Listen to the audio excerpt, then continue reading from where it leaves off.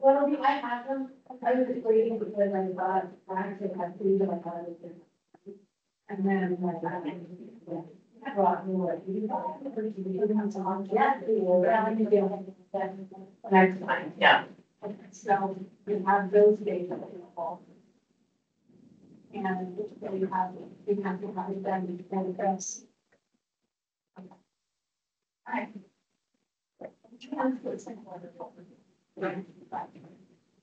Yeah, so, you know,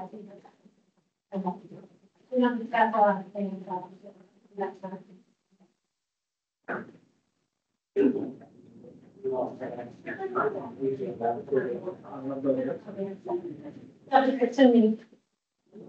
It's really cute. It's like not really nothing.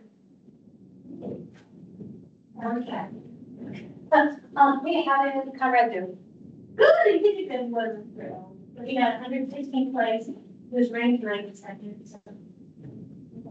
But he got a spit fight of price sign. Okay. Faster sign. Yeah. Got it. And that was great for next meeting since he's never in that course really helpful. So I haven't finished there. Okay. Yeah. I'm sure they did. That's great. Like in the newsletter and like all the time, as long as they're because they have a look at this, the number one football team and saying and you within the newsletter. That's awesome. I know. Oh, that's gave me chills. Yeah.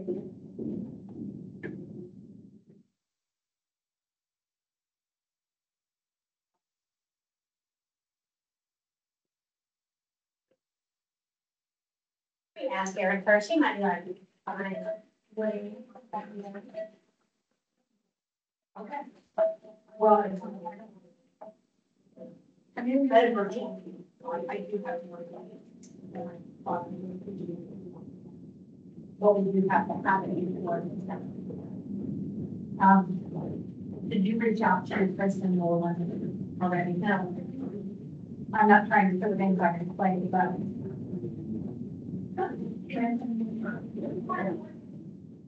Yeah. And I gave times, didn't I? Letters.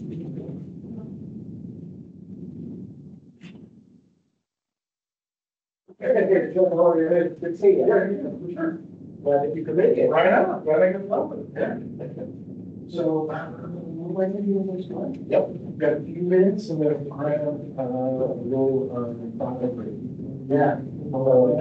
Come along. We're there and thank you all there. I'll see you.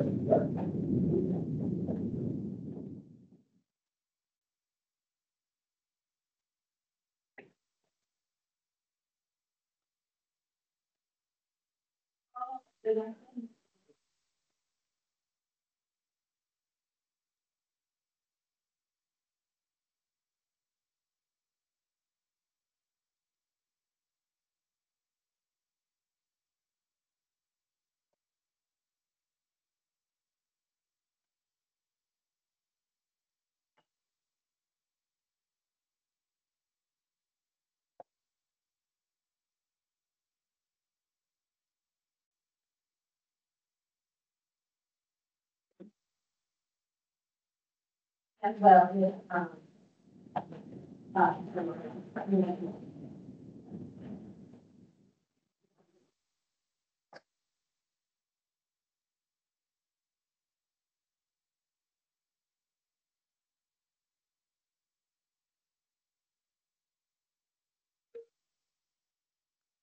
You need me to print those? And either way, I mean, I should have them in my email, but if you have yours up and handy. Sure, can do that.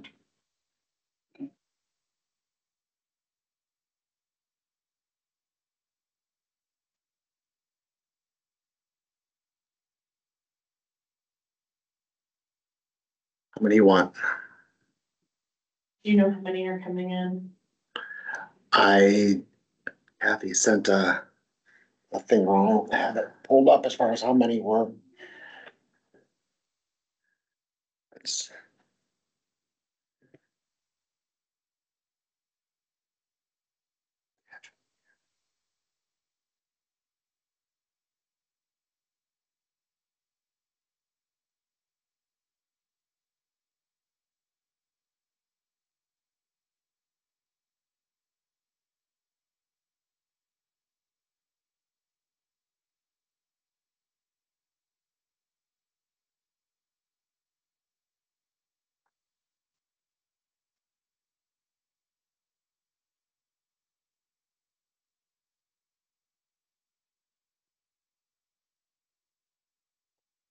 It's kind of cold in here. So it won't be by the time other people filter in, but. it heats up. So let's see how many. In person, 1, 2, 3, 4, 5, 6, 7, 8, 9. Did you happen to I think Kathy forwarded out, so we'll do it. I'll do 10. I've got one, so.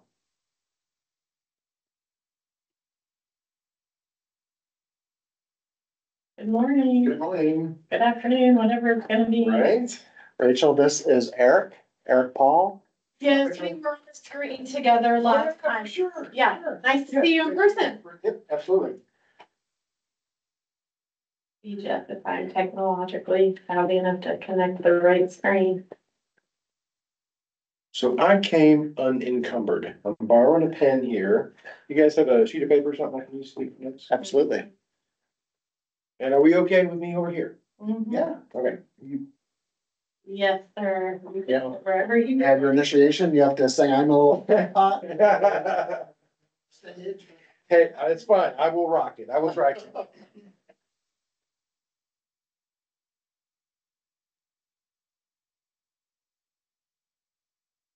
just printed agenda, so. Oh, cool. Okay.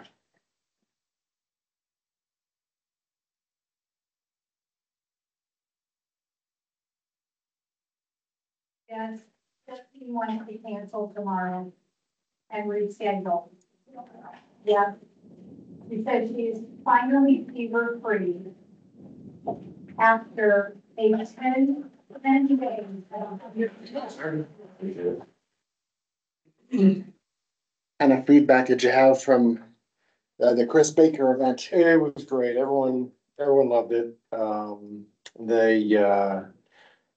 Was interesting. There were people, coming to tell their stories, and people, we had, several people sidebar Chris, and then I had one gentleman, seek me out. I've just waved to him in the warehouse, but he sought me out. He sat me down. He told me his story, his fiance story, and I was just, kind of again blown away by just how moved everybody can be, and it's that, like I said before, it's that call to act. Yep. They're like, how can I get involved? How can I help? Absolutely. And it was good. It was great. We just don't know people's stories, do we? I mean, it's Yeah. it's interesting to find out what's below the surface. Mhm, for sure. Yep. For sure. Yeah, there's always something in there. Mhm. And with sexual abuse in general, it's amazing how many people have dealt with it and just pushed it down, and then it kind of comes up in inopportune times, or it's so far down that they don't even realize it's Yeah, man. Yeah. bothering and percolating, and Mhm.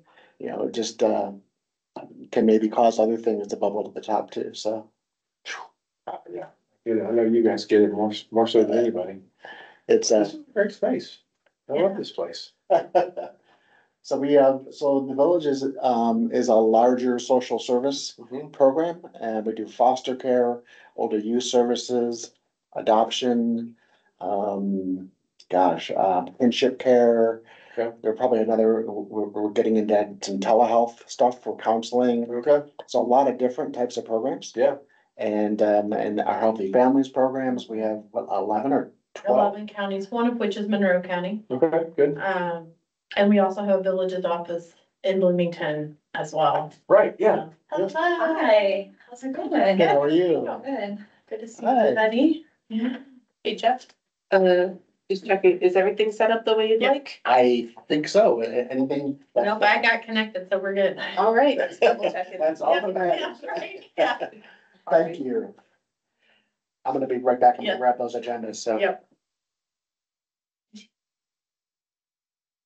Oh, Same color and everything. Right?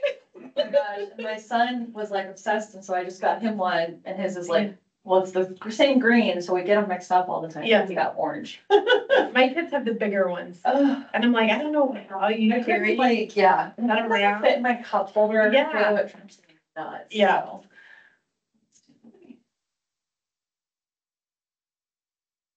Yeah, and I was really picky when I picked my colors, like, Yeah. Mine's kind of been, seen its better days. yeah. My kids use it a lot, so. So Brittany, is this your first time here? Well, I was on the advisory council for years, Okay. prior for the young professionals and whatnot, so. Yeah, thank you. Glad to have you here. Thanks, yeah, I'm excited. What those down there? Passing. Did you meet Eric? Hi, Brittany. Yeah, nice to meet you. For sure. And while Brittany has been kind of in and around Prevent Child Abuse Indiana, she's just formally joined our advisory committee about, what, 6 months ago? Yeah, well, I think the walk last year was like, I was on the board or whatever you wanna call it then, yeah, Okay. but yeah, I was, like brand new then, so. Yeah. So, And you'll get a little bit of flavor, so, her family Yeah. is the family of Matt Bremen, who was a former Prevent Child Abuse Indiana Advisory Committee chairperson. Mhm. And, he passed away untimely, but we've kept our biggest fundraiser is called the Matt Bremen Run. Yeah. And her family is a significant part of joining us each year and helping to plan and organize that, so. Awesome. and Rhonda is on this as well, so she's my aunt, obviously. Okay. Yeah. Okay. Nice little family affair. I was with her this weekend it was my brother's 30th birthday, so. Yes. Hello. Hi, Rhonda. Hello, hi, good to see you. Rhonda, you know Brittany, this is. Yeah. Yeah, right. Hey, Rhonda. Hi, Rhonda, I'm Eric. Nice to She's in the cave. read about you. Oh, okay. All right. Know a little bit about you. All right. Okay, bye. Hi, Kaylee. My surprise. Hi, How are you, Katie? good, how are you? Doing well. You're gonna be a short timer with us, right? What'd you say? Sorry. You're gonna be a short timer with us today? Yes, if that's Okay. okay. Oh, we're happy to have you, however we can get you. Thank you. So, Haley is a former intern with us. She was with the Purdue School of Nursing, with her PhD program, and so she helped put together some information for us. And we just enjoyed working with her so much, we asked her to continue, and she is doing that, so she's joining us remotely with us. Who else do we have on the call? I see Todd. Hi, Todd. Hello, How are you today? doing just fine. Great. I see Melissa on screen. Hi, Melissa. Good to see you. Hi. And Gail, I see Gail. Good to have you, Gail. Love that. Hello. I know, it's like in the It's back. like shopping in your closet. Yeah. Yeah. Eric, Shannon Schumacher is the CEO of the Villages. Hey, great to meet you, for sure, yeah. Thanks for coming. Thanks for having me. Yeah, that's great. Were you on the September? Yes, yeah, she was. Okay, so I kind of visually met you face to face. At our last meeting. Oh, yeah, yes, I do. Awesome. So it is 12 o'clock. For the sake of time, I think we'll get started, at least for those of us here in person. Maybe go get our lunch and then give people the opportunity, if they're joining us virtually, to hop on still for a few minutes, and then we'll do quick actions and jump in. Sounds good. Awesome. Can you guys hear us okay? Yes. Okay, so we're gonna grab our lunch quick and be right back. Who we have on there? So we have Kaylee on the left.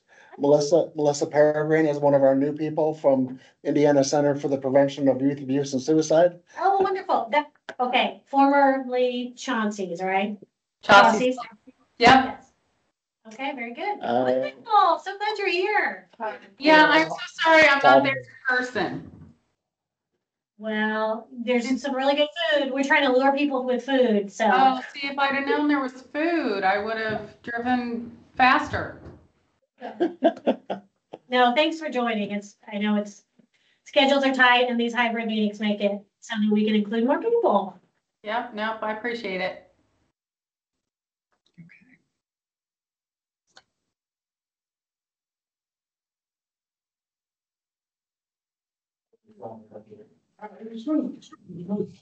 Yeah, maybe,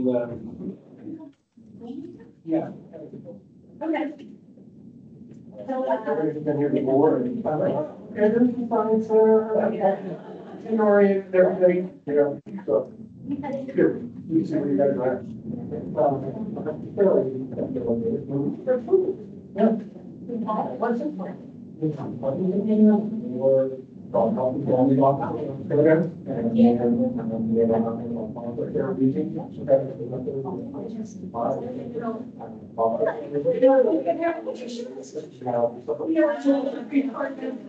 Yeah. What's it?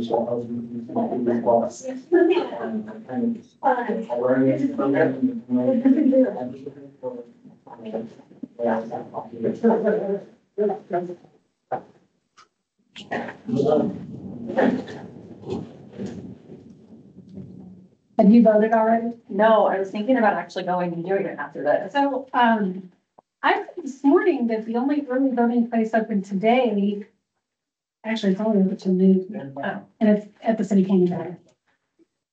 So I think you might have missed your opportunity. Look and make sure I'm right. Yeah. But I thought they opened up a couple more, didn't they? maybe they did. But I kind of think it's only open till noon today. Probably with everybody knowing, yeah. Yeah. I really debated. I'm such a diehard vote on election day. I know. And so I decided I was gonna wait. I'm just gonna do this big thing. Just like a. Condition. Yeah, you're right, it just closed at noon today. I think I saw them. I still have some of the sticky stuff from those. Brian took his off and it like ripped all the hair off of his car. Her youngest brother turned 30 and, a surprise it was a party. surprise party. Okay. They had these like tattoos of him. It was Pretty pretty. put on. Aw, yeah. It's like the sticky stuff is not coming off. Your brain is. Yeah, you can always tell who went up to the bars. On everything, right? They still got the stamp there. Well, especially, yeah, you should hear blooming day. And then I was gonna reread it because I was like, oh, yeah. This is what. It's fun, I so. don't like that much. Is that It's pretty. one picture? And What's one picture? very. That is a photo given to us by the. Okay. So this guy then, by the Eagle guy, okay. From Southern. Well, So I think the part I'm saying is like, this is all that Yellow. needs to be done. Right. Yes. in, Tennessee for about. Okay. We're gonna use the yellow. is already. Yeah. Right. Where the staff is, he said that he was Yeah, I worked on a doctorate and he's totally Yeah. ignoring the maps that we used and just Started. went to what the old parking lot was, because that's what he wanted. very safe for driving trucks. Oh. So I drove trucks, I'm a CDL holder, and, but we fell in love with Jamaica. Yeah. And, My husband grew up there. oh, really? Yeah. Awesome, okay, yeah, see, And even nicer, like, it's so nice. Here's some more substantial napkins. I don't know. Not that you're messy, but. I am messy. Oh, I'll take another a one. little, very thin little. Yeah. Clumsy one. Oh, yeah, this is, you can see through it. thank you. Well, welcome everyone. We've had a couple of other people join us virtually, so we will jump in and get started. We're so grateful that you are here today with us to hear our updates, but to learn more about Prevent Child Abuse Indiana and the work that we're doing and how we can collaborate together in this space. So we will do some quick introductions. If we can have, maybe I'll start with those in the room so you don't have a mouthful of food, and then we'll go to those on the screen. So for those of you that don't know me or maybe haven't had the opportunity to meet, I'm Rachel Copley here. I'm the Senior Director of Prevention and Education here at the Villages. And so Prevent Child Abuse Indiana is one of the programs and the prevention space that I work with and have been with the Villages for a long time, but newer. I'm not gonna be able to use that excuse long, but newer in this room. So How long have you been with the Villages? oh, like tomorrow's my anniversary, I think. This is 2024, 23 years. Right. Yeah. That's So- incredible. So, yeah, so, yeah, so Rhonda, I'll let you, we'll just go around the table if we can. I'm Rhonda Bremen. I am an estate planning law attorney. I became involved with Prevent Child Abuse Indiana through my late husband, Matt Bremen. He was the president of the board when it was a standalone organization. He unfortunately passed away in 2003. And then when Prevent Child Abuse merged with the Villages, I was invited a couple years later to join the board, and I've been on the board for a very long time now. And just in the last year or so, rejoined this committee. I started on this committee when I joined the board, and very glad to get back to kind of my roots with being more involved in the prevention side. So that's me. Thank you. Rachel, is your microphone off for chance? Oh, we're still getting some feedback. I don't know what that is. If it's bothering anybody, sorry about that. I am Jeff Whitman. I'm the Director of Prevent Child Abuse Indiana, and glad to have y'all here. And not that we needed new blood, but we got some new blood in our group. So we're glad to have that and the added perspective that you can bring to the work we do. So that's why we wanted to round out our group with some new people and new roles and ideas and thoughts. And so happy to have you here. Sure, yeah, for sure. My name's Eric Paul. Glad to be here. Hi, everybody. And I am with KE Distribution. I'm a transportation manager for a grocery distribution company that has about 300 employees on site. I just kept reaching out and looking for opportunities for KE to get more engaged in the community with some programs that we're passionate about. And that's what led me to Prevent Child Abuse Indiana and Jeff, and then we partnered a couple times, one other time a few weeks ago on a guest speaker that we had at our warehouse. So it was really exciting, and yeah, brand new here, so I'm eager to hear what you guys do and how you can task me if you want to help out however. Glad to be here. Thanks, Eric. I'm here, so I'll talk. I'm Brittany Todd. I came to be with the Villages through my Aunt Rhonda here.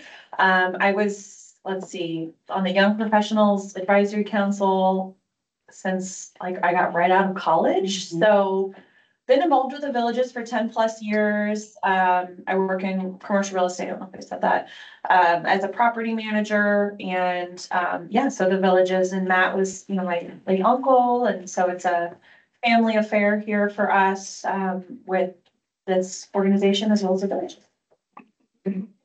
Hi, I'm Shannon Schumacher, and I'm the president and CEO of the Villages of Indiana, and I also serve as the executive director of Prevent Child Abuse Indiana. And the prevention is, we do a lot at the Villages. We serve foster youth, we have adoption programs. We also have a strong prevention side of things, and we've been really trying to put more attention into the prevention side the work that we do. We have childcare centers, which is prevention. We have Healthy Families, which is a home visitation program for low-income pregnant women and families with newborns. And we have Prevent Child Abuse Indiana. And we always say, you know, we would love to put our other divisions of the villages out of business by preventing any kind of abuse and neglect. And so super, super important, the work that we do. And so I'm glad that you're here to help us. Thanks, Hannah. So our virtual group, and I'll start with, on my left, let's go, Melissa, can you introduce yourself? Absolutely. My name is Melissa Peregrine. I am the Executive Director for the Indiana Center for Prevention of Youth Abuse and Suicide. We used to be called Chassie's Place. We did a rebrand a few years ago. I have been with the organization for 8 years. Thanks for joining us. I'm glad to have you on our team, Melissa. And Happy to be. Kaylee. Hi, everyone. I'm Kaylee. I'm a current registered nurse at Riley Hospital for Children. I am also in the Doctor of Nursing Practice program at Purdue University, so I am working on getting my NP. I first started working with Prevent Child Abuse Indiana when I had reached out to Jeff about doing some collaborative work for one of my classes. So I was put in charge of kind of starting not the advisory committee, putting together some policy information and kind of setting the groundwork for some of the government type of things where people can get involved with advocating and just learning how to track bills and things like that. So then after I had completed that, Jeff had asked me if I would like to remain a part of the advisory committee, and I was super happy to stay and be a part of. So I'm happy to be here. Kelly, thanks. And the legislative advocacy material that she put together, it just makes it easy for our councils and people that want to get involved to go and look at it, because some people think it's impossible. How do I do that? I don't know that at all. And Kaylee put together a lot of information that makes it much easier for people to engage in that realm. So, all right, Carolyn, you're next. Hi, everybody. Carolyn Clay Hall. I'm a lawyer for a company called Ardaw, and I've been helping with PCAIN, I think, for about 1.5 years, although I'm not entirely sure on that. And I wanted to be there in person, but it seems to be meeting Monday, so hopefully the next time. All right.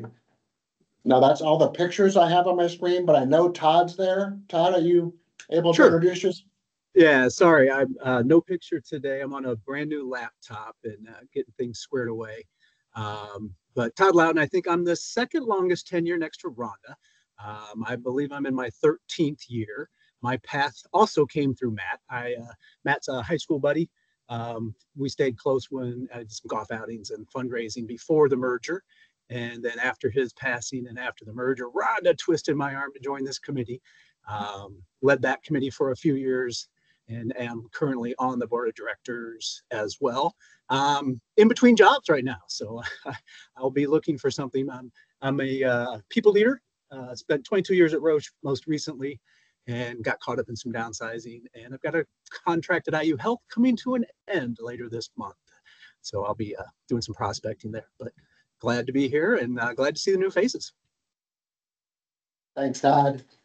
Jackie Cease, are you available to introduce yourself? I am. Yeah. Can you hear me? Yes. Okay, good. I'm sorry. I was trying to keep it on mute because of my dog. I am, for some reason, having technical difficulties today, so I can't get my video to work. I can see you guys, but I've been on the board or the advisory board for many years. I'm a lawyer. When I first came on, I was working for the ACLU, and I've done through them and legal services. I did lots of work with child abuse cases and Medicaid and things like that. And now I work for the Court of Appeals. I'm a judicial clerk. I'm going to keep you guys on mute from my end so that my dog doesn't disturb everything. No worries. Glad to have you here. Gail Smith, are you available to introduce yourself? Good morning, or good afternoon. I'm Gail Smith. I'm one of the behavioral health initiative leads here at CareSource. We're one of the managed care organizations that manages HIP, Hoosier Healthwise, and we also do Marketplace. So I've been involved on the board, I don't know, the past 4 years, I believe. So just glad to be here. Thank you, Gail. And Gail's often joined by her colleague Christy, but I don't think Christy's here today. Let's see, I think we have Mary Hauser too. Are you available, Mary, to introduce yourself? Yes, hi, I'm Mary Hauser, and I have been on the PCAIN board for, I think, either 10 or 11 years, definitely 10, if not 11. Was introduced to them by the IPATH human trafficking group and joined the board, like I said, quite a while ago. And just enjoy being part of this organization and group doing wonderful things for the community. So. Thank you very much. Is there anybody that we're missing that hasn't introduced themselves yet? I think we've got everyone. All right, well, the agenda we're using today is a slightly different agenda we've just recently developed, so hopefully it'll prove to have good information for you and provide for a lot of time for us to connect and get feedback. So Rachel, do you want me to go ahead and take the next part? Or? You can go ahead, Jeff. So our next agenda item is our education and board orientation. So when I took over this role in January of 2022, had a great foundation, long time doing this work. But it felt as though things maybe had gotten a little bit kind of stagnant maybe. And so, I took the opportunity to say, I don't know what I'm doing, but I'm going to try it this way and get more people involved and new things and new ideas. And so that's kind of when we decided we wanted to have a very active board. We had some people on the board who just kind of hadn't come for a while or hadn't been active involved. And so we want active participation in this group. And so that's also part of the reason that we have some new people here is just to give us, people that are committed to doing this work. I'm not saying the people that were previously involved weren't committed, but as far as just being active, we didn't see them enough to be able to benefit from their expertise and their commitment. So this group, then our new group said we want to put together a charter agreement because we didn't have one before. And so we did that. And that was finalized probably September of 2023. And it was finally approved at the board, the village's board, in December 2023. And so I actually have a copy of it. We realized that the document, the way it was formatted, had lines which seemed to be for signatures, but it really didn't have, it didn't say who to sign it. And every other village's document has just, this is a charter agreement, just says adopted this day. So we've changed that and it now says adopted as of December 13th, 2023. So that document should be good to go. And one of the things when Rhonda and I got together to talk about, there's new people on the board, but even some of the older people maybe haven't been adequately oriented to their role and what we do on the board. And so we thought it would be good to add a component each time we meet to educating and giving people kind of a common foundation for what we do. So you understand and you can help us maybe expand the work that we do. So we're going to spend a little bit of time each meeting on education and orientation and sharing information. So it kind of brings everyone up to speed. Please give us feedback, ideas. Rhonda and I put together what we thought was a good starting place for orientation. So I'll share that in a minute. And one thing that we talked about, Rhonda, is we realized that this chartering agreement doesn't have the mission statement for people. We have the vision statement, but not the mission statement. So does our group feel like we need to add the mission statement from PCAIN to this document? So just real quick, just so I understand. So when you're talking about board, you're talking this committee, Advisory committee. okay, because then we have the board too. Yeah, okay, very good. Well, and actually, maybe I should do that first. So Rhonda and I, when we met to talk about orientation, we thought these things were good items to talk about. First of all, what is Prevent Child Abuse America and how does it relate to Prevent Child Abuse Indiana? Second of all, we thought people would want to know what the village's role in this whole thing is. And so we're gonna clarify that. And then the role of our local child abuse prevention councils. How do they kind of fit into the scheme of things? You know, how do we rely upon them? What can we do to kind of grow and develop them and so on? And then we wanted to talk a little bit about and orient people to this charter document, which we'll spend time on. We have a webpage that's fairly elaborate. It does need some updates here and there, and we know that, but we want everyone to be aware of what's on the webpage and help us decide too, is what's on there useful, informational? Do we need to change it, flip it, upgrade it, those kind of things? So we wanna do that. We wanna include in that the idea of what does the month of April look like? And April is significant because that's National Child Abuse Prevention Month. And that's kind of our Christmas time, so to speak. It's our busiest month of the year, and we get the platform to speak about child abuse prevention pretty much as we want to, and we take advantage of that. The Matt Bremen Run, which is a big part of our April events. It's kind of a bedrock for everything we do. It's a fundraising event and it just is one of those, you're in April when the Matt Bremen Run comes around. So that's a big part of what we do. And then we have other kickoff events and things like that we'll talk about. We want to talk about trainings that Prevent Child Abuse Indiana provides. What are they? How do you access them? Where can they be found? How do we get them out to people?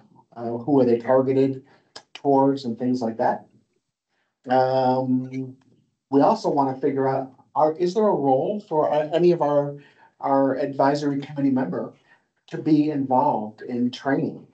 You want to do trainings? Do you want to sit in on trainings and be part of kind of experiencing what we have to offer? So there's a possibility for information there. And then we talked about, and this came up with a chartering conversation, just about what is the Indiana code regarding reporting child abuse and neglect. That's one of our very, very basic foundations. And Indiana takes a fairly, it's a fairly black and white role with that. The saying everyone's a mandated reporter, but we can talk more about that. So there's no gray area. There's been some changes in the last 4 or 5 years. Some people are aware of those changes, some are not. And so we'll talk about that. And then just kind of moving along from that mandated reporting idea to the idea of mandated supporting. How do we get it to the point where people aren't just saying, reporting people because that's the law, but they're reporting people because they know it's good and we can intervene and hopefully get them the help and assistance they need.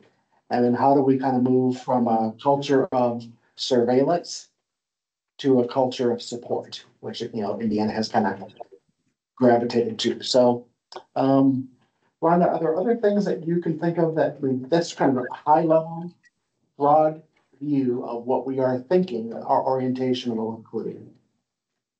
No, that's very comprehensive.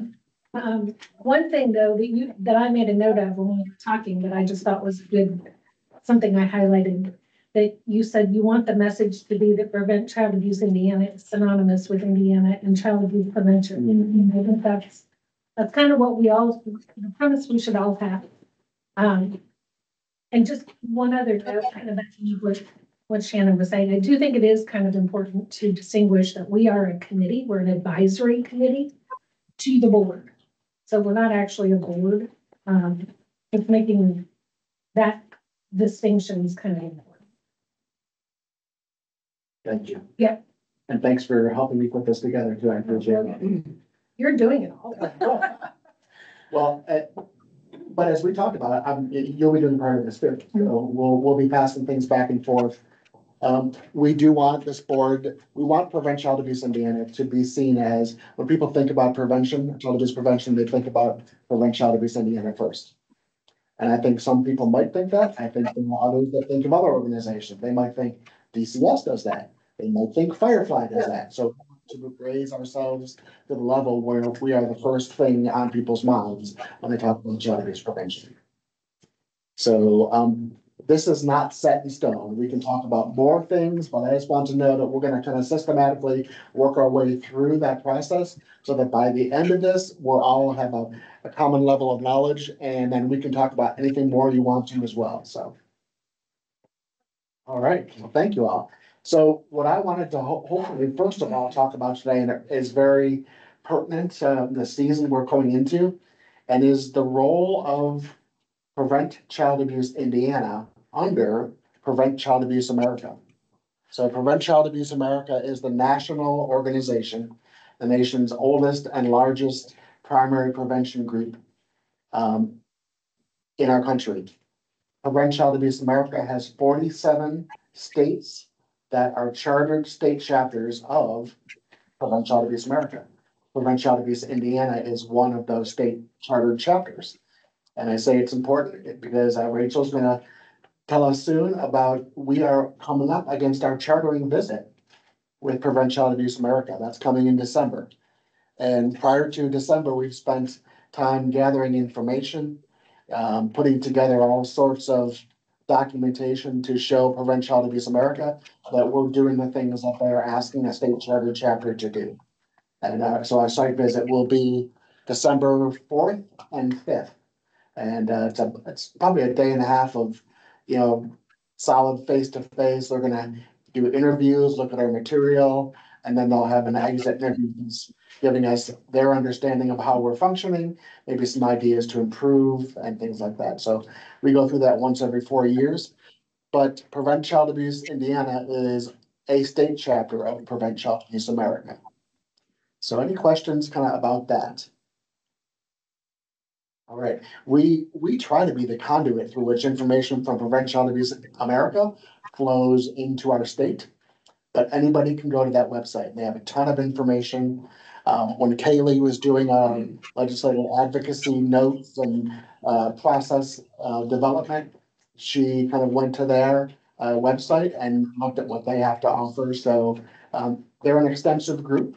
They're involved with lots of big Oprah was, part of one of their, organizations. Dr. Bruce Murray is on their board. So a lot of people that are, the who's who of social services are involved with Prevent Child Abuse America. So, and they've been largely great to work with overall. So Prevent Child Abuse Indiana is now under the umbrella of the Villages as a division of the Villages. And so I think someone said earlier, when Prevent Child Abuse Indiana was its own entity, and it was for a while, I think until 2007. Okay. So in 2007, it had slowly been kind of shrinking and shrinking and shrinking, and it became more costly to manage that way. And the Villages, being a large social service agency, said, we believe in prevention, and we will take you under our umbrella to support the work you're doing to elevate the message of prevention, and to kind of just make it something that we are aligned with. Shannon, do you want to say anything more about that? Just how it fits under the umbrella of the Villages? Yeah, so we,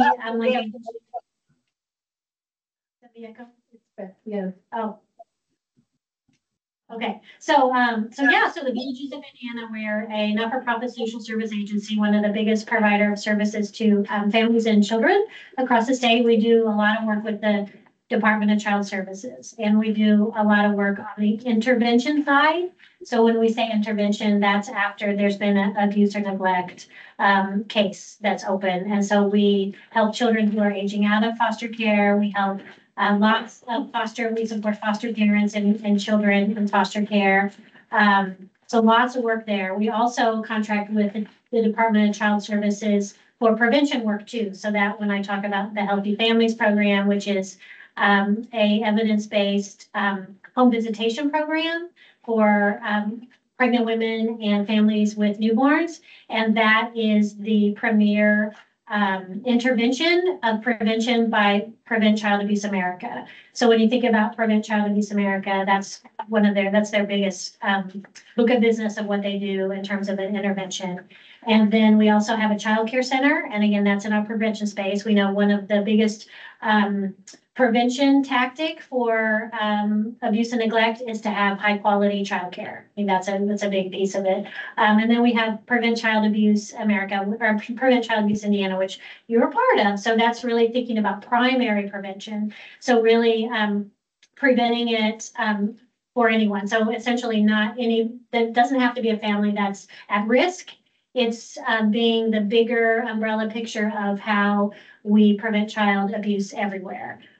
So it's a little bit tougher to get funding for primary prevention, and you'll hear about that.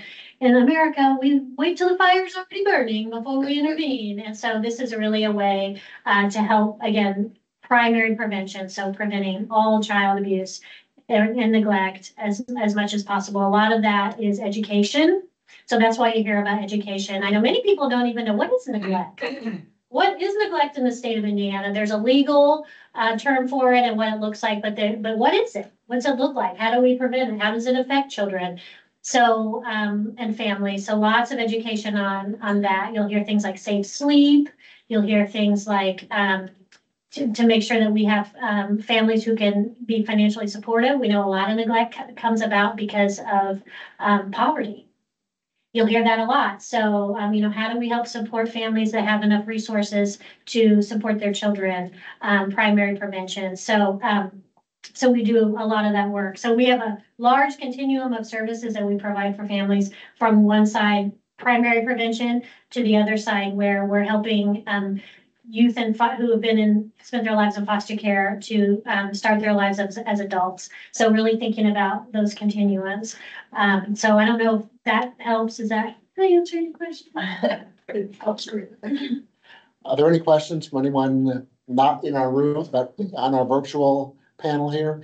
Any questions about either Prevent Child Abuse America and how it kind of interacts with Prevent Child Abuse Indiana, or how Prevent Child Abuse Indiana works with the villages?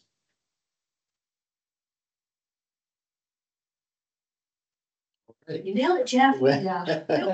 Oh, yeah. So the next thing is just this idea in Indiana, and every state is different, but in Indiana, we decided that we want to hear the voice of local child abuse prevention from the locations around the state, because child abuse prevention does not look the same everywhere you go. And Indiana has 4 or 5 large urban areas and then many, many small rural areas. And prevention looks very different from one urban area to the next, and from one rural area to the next. So I know Shannon likes to say, if you've seen one of our child abuse prevention councils, you've seen one of our councils. They all look different. And just as every state chapter of Prevent Child Abuse America looks different. So we should reflect the state and the populations we live in. And so our local child abuse prevention councils are just that. They are made up of usually volunteers, sometimes organizations that think prevention is an important part of the equation. And they want to kind of keep the highlight of prevention going year round. It's not just a one-time, see in April and then that's it. We'll put a few pinwheels out. We'll say, some great things, and then we'll wait a year.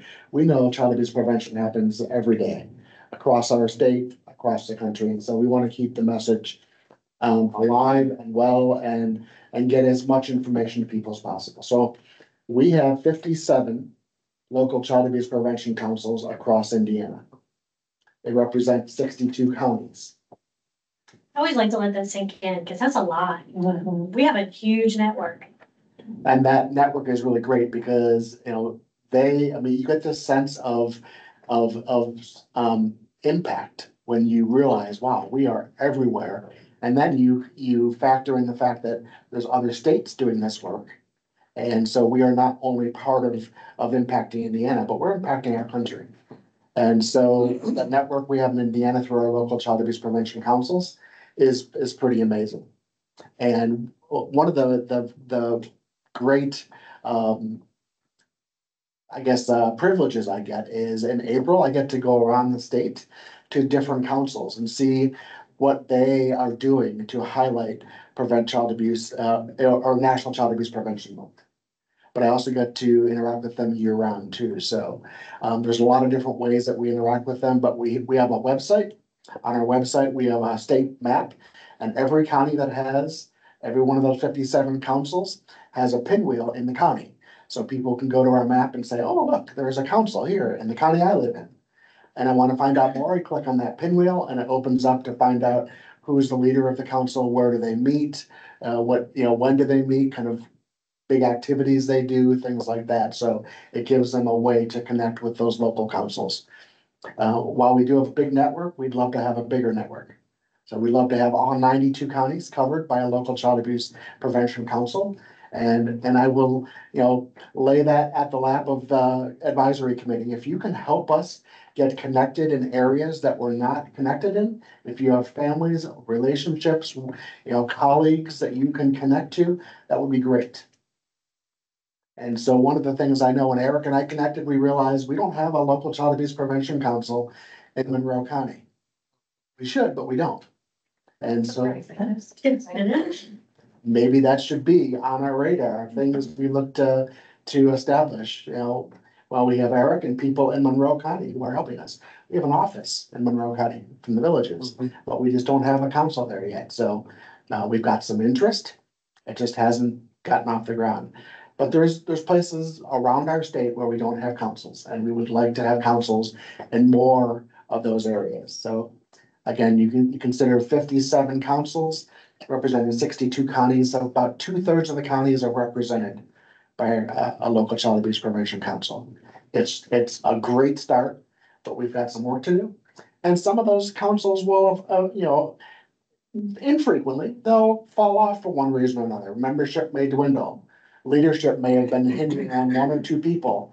And when one or two of those people leave, there's nobody left to jump and say, I want to take that over and keep it moving forward. So we're constantly trying to keep the councils, operating at the highest level they can, encouraging them, supporting them, giving them resources, and trying to find ways into new counties. So that's a little bit different than some other states, do their councils. Some other states, first of all, Indiana has way more counties than many, many, many states. We're a fairly small state. We have a ton of counties. I think Kentucky might have like 100 and something counties. But most states have 10, 15, 20, 25 counties. So the fact that we have so many and they're so small is very interesting and different. But I get to connect with other state chapters of Prevent Child Abuse America and connect with them. So one of the things we're doing right now is we've connected with Prevent Child Abuse Kentucky. And they had a relationship, they formed a relationship with their state police. So the state chapter of Prevent Child Abuse Kentucky, state police, and they got together because they realized that this idea of internet safety was starting to loom very large, and people were scared, don't understand it, and the state police can't keep up with all the training requests that come in. And so we looked at that and we went to our state police and said, our neighbors in Kentucky are doing this. What do you think about it? And they said, yes, we need help. And so Melissa from Indiana Center for the Prevention of Youth Abuse and Suicide, they were already involved with the state police helping to do work. And so we went to them and right away and said, look, we don't want to step on your toes doing this work. You've already got it done. If you don't need any more help, let us know. And she said as well, we need help. We can't do it all. The state police can't do it all. So we are offering as one way to help Indiana by using our local child abuse prevention councils for any of them who have the capacity to grow into that space with us, to train them up and then make those resources available to the state police. So we're looking at trying to kind of develop that network. We're still early in that process, but we learned that from our colleagues in Kentucky. What they had was going, and we thought it was that could really work in Indiana, and it seems to be an opportunity. But Melissa, you've been in that work and working with the state police. Would you mind just saying a few words about that and what kind of opportunity you see for Prevent Child Abuse Indiana to play a role there? Yeah, so we started providing Net Smarts, which is the partnership with the National Center for Missing and Exploited Children. We started doing that 2 years ago. In that time, my phone is, somebody else got it, good. In that time, that program has grown 2,000%. So I just did a report and I wrote that down and I was like, that can't be right, but that's right. So 2,000% that program has grown in the last 2 years. So we get requests from all across the state and we are not able to physically actually provide that programming across the state. We have, we're a staff of 14 people, only 3 of whom are full-time. So I think one of the great ways that PCAIN can help facilitate that is just what Jeff said, training people within the councils across the state to be able to provide that program so that this information is getting out to the people who actually need it, and it's somebody in that community is able to provide it and grow it and reach those people in those communities, because we know that online exploitation is the fastest growing form of exploitation. So 1 in 5 kids will experience online exploitation. So it's really important for us to teach kids and their parents how to stay safe online. Melissa, thank you. Yeah. I was amazed when I took that training from the National Center for Missing and Exploited Children that the age that children are being exploited online is between 4 and 5. They're getting targeted by people online at an earlier and earlier age. And sometimes if you think about it, for me, a lot of my professional career, technology has been a part of it. I'm not great with it, but I can manage okay. But if you have grandparents raising kids, that technology gap is huge. These kids it's their second language. They know all about it. They go places on the internet that the grandparents or great grandparents have no idea what they're doing, how they're getting there. And so the people that want to hurt children know that. And they live in these spaces. And they cultivate relationships and they groom children. And so we have to be aware of that. And if we hide our heads in the sand, we're not helping things. It's getting worse and worse. So the National Center for Missing and Exploited Children lives in that world every day. People who make national reports, it goes to them, and then they partner with, most states have Internet Crimes Against Children Task Force. Indiana has one. And those are the people that are the boots on the ground that hear what's happening, how it's happening. And so that partnership with us will add our voices to those ranks. And between what Melissa is doing at the Indiana Center and the state police, we can start to say, okay, now we've got 3 or 4 councils that have gotten a number of people trained. And when there's a training in a corner of the state that they can't get to, maybe we can get to it through our network. And hopefully we'll grow that over time so that more of our councils want to be involved in that work. So, Rachel, is there anything more you want to say about that? I don't think so. I mean, I think just that reminder too, that if we have an area that there aren't councils available, our staff are trained, so we can fill that gap. Excuse me.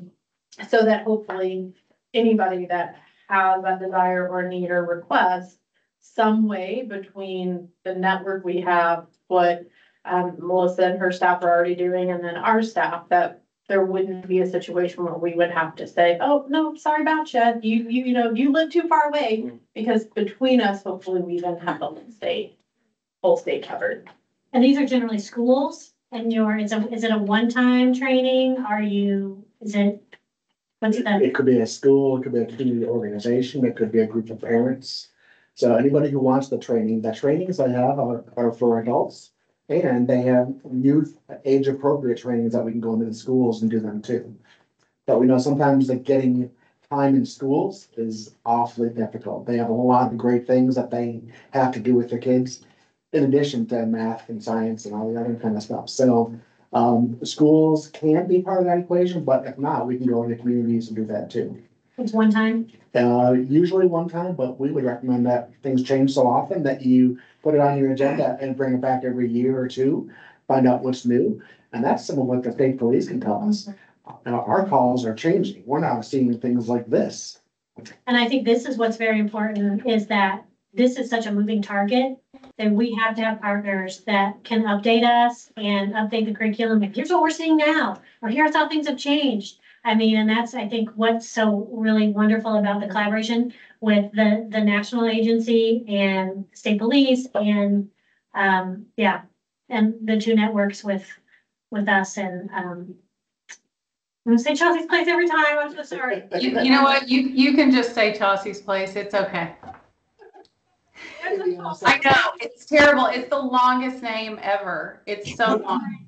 And it doesn't roll off the tongue. So, but I appreciate the collaboration as well. Yeah. And most of what we do is in schools. We are launching some parent and teen, very short, 30 to 45-minute training sessions that we'll do out in the community. But I think, yes, to your point, it is one time. And generally, I mean, most of the people that utilize it are schools. So important. It is so important because it's really, and I'll say this one thing, and because I have to, it's not about telling parents to put bark on their kid's phone. It's about having conversations and teaching parents how to have those conversations and have them all the time, because we can't keep up. We cannot keep up with what perpetrators are going to come up with to lure children into unsafe situations. So the key is conversations. So that's kind of new and emerging right now. We wanted to start that collaboration kind of on a small scale. So we've got 3 to 4 councils that have expressed interest in doing that. And so Jefferson County is a council kind of southeast Indiana. We have, let's see, Bartholomew County has expressed interest. Hancock County has expressed interest. The state police have said they got the 3rd most calls about children being exploited in Hancock County as opposed to any other place around our state. So, we're trying to kind of go where the need is and then lean upon the state police to help us understand how is this growing and changing and evolving. In Kentucky, this is a little bit, gross, but they learned from their collaboration with the state police that sex dolls, not like blow-up dolls, but these are young dolls of children dressed up in like negligee and things like that. That's what was kind of coming to their state. And they had no idea but that was something that unless you are kind of knee deep in this all the time, you never know that.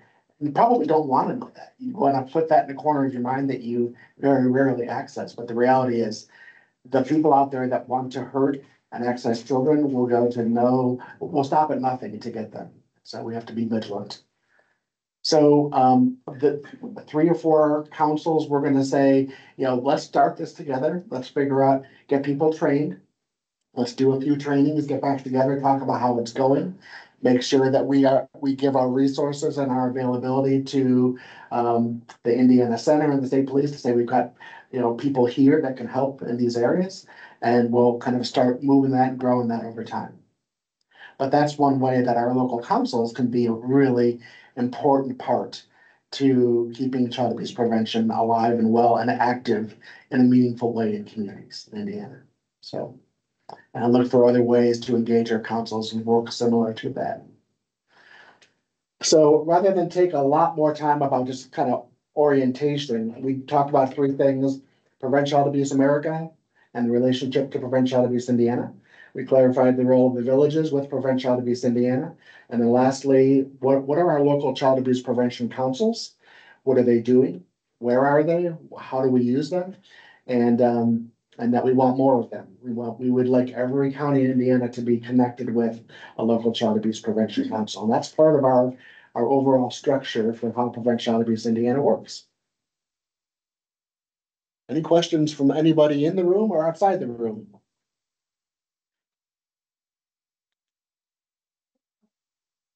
All right, so next time we'll maybe pick up with our chartering document, talk a little bit about that, read that, and decide if we want to do that. We want to make our mission statement part of that, or are we okay with the way it is? So we just had that approved by the board in December. So And we may just say, oh, it's okay as it is, but it's on our webpage, and do we need to have it on that chartering document? We'll start with that next time. And maybe if we have some time, we'll get towards looking at the webpage a little bit. One thing I would recommend to you, you heard about the National Center for Missing and Exploited Children. Go to their website, check it out. There is a ton of information. Melissa, you can probably reiterate this better than I can. That website is dizzying with how much information is there. Yeah, it's very useful, and they actually don't charge you to become a facilitator. So you can just go on and learn how to learn a ton of stuff, so much information, statistics, all of that kind of stuff. But you can also, people can get trained directly through their website, and they just offer that all for free. They've got lots of videos that you can use. So even if you have a child that you want to talk to and you don't feel comfortable, they have videos that are available for you to help you facilitate that conversation. And if there's anybody that feels called to that, Gail. go ahead, Gail. Yes. Oh. If anybody feels led to that, to wanting to dig deeper into that, or to even being trained in that because they think that's a way that they could give back, please let us know. We need as many people that want to be involved in that way as possible. All right, so let's see, Rachel, I think that we are at the quarterly update. I'm just going to give some brief information about the kind of trainings and the numbers of trainings we've done in the last quarter. Our year goes from July 1st through June 30. So it's more of a fiscal year versus a calendar year. And so the last quarter that we've completed for PCAIN is from July 1st through September 30th. And during that time, we did 12 total trainings. And now these are standalone training, one-time trainings that we go in. 8 of those were in person, 4 were virtual. Of those trainings, we trained a total of 534 people through information related to primary child abuse prevention. Now, what I will tell you is one of our longtime staff members retired in July. So July 4th, I think, was his last day. Brian Carter was doing that. Just to give you a comparison, when we lost that person, he did a lot in schools. So the previous quarter, we did 41 trainings, 34 on site and 7 virtual. So Brian was in a lot of schools doing a lot of trainings. And so we're going to be hiring Brian's position back. But in October of this year, we also had a staff member who had a long-term health issue that she's currently so that was our other prevention educator. And then we have coming up our support staff member, Kathy King, is retiring in December. So a lot of change in Prevent Child Abuse Indiana to a program that was very, very consistent and with no change for a long time. When I came like 4 years ago, not quite 4 years, most everyone on the team had been here 20 years plus. So a lot of change is happening at the same time for us, but it means an opportunity too. So our numbers are down, and we're gonna have to really kick butt in the second part of the year to get those numbers back. We're shooting to be 75 to 80 trainings for the year. So that's where we are with those trainings. We also do Nurturing Fathers, which is a class series. And it goes between 8 and 12 sessions long. And it really is it's more geared towards in-person trainings, although we do them virtually, because a lot of the stuff really works better and face-to-face, interacting with other men, things like that. In the quarter from July to September, we graduated 38 men that completed the whole Nurturing Fathers series. And the quarter before that, when Brian was still here, we graduated 37. So we're right about on par with that before. Right now, though, we only have one class. It's a virtual class that we're doing for Nurturing Fathers, because we used to go into the prisons to do those classes in the prison. And both of the prevention educators who did those classes, one's retired and one is on healthcare leave, but she's coming back soon. We're looking forward to getting her back. And we're gonna be rehiring probably first of the year for Brian's position doing prevention education, work with fathers, things like that. Let's see, during the course of that quarter, from July to September, Prevent Child Abuse Indiana did a statewide webinar with our councils. So 4 times a year, we invite our councils to come together and to listen to what's going on, what's new from Prevent Child Abuse America, what's new from PCAIN, what's going on elsewhere, any changes. But the biggest thing they get from that is networking with each other and realizing this is what's going on across our state that I didn't even know about. Or this group over here is doing the same thing that we're seeing here, and they got a head start on us. Maybe we can collaborate and learn together.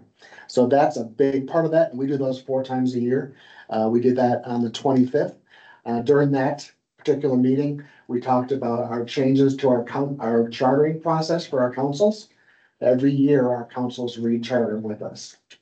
And the way it was operating was very, very, it was losing us a lot of money. Okay, and first of all, prevention, as Shannon said, people don't line up to fund it. They fund intervention when the problem already happens. But, you know, America hasn't really understood as well as some other countries how important prevention is to the bottom line way, way down the road. So nonetheless, we are looking to try to get more people understanding how important child abuse prevention is. We'd love to get more funding for it. We just don't have enough funding for it, but our councils are the front line for that. And so their chartering has been $150 once a year. And for that, they got over $700 worth of merchandise and support and things. So as you can see, it costs them $150. They get $700 worth of stuff. Times 57 councils, that's a recipe for losing money rather quickly. And so we're trying to look at how can we do things differently. And all of this is happening at the same time that Prevent Child Abuse America and Prevent Child Abuse Indiana are saying, we're starting to feel not so good about spending tens of thousands of dollars on pinwheels every April. And some environmentalists are putting their arms up saying they don't biodegrade ever. They look nice when they're in someone's front lawn, but when they are in the gutter down the street, they don't look good for anybody. And so we have, one of the major things we're doing is we're not providing free boxes of pinwheels to any of our councils. We used to do 2 boxes of pinwheels free. So that's a change in what we're doing, and we're hoping just to not lose money hand over fist.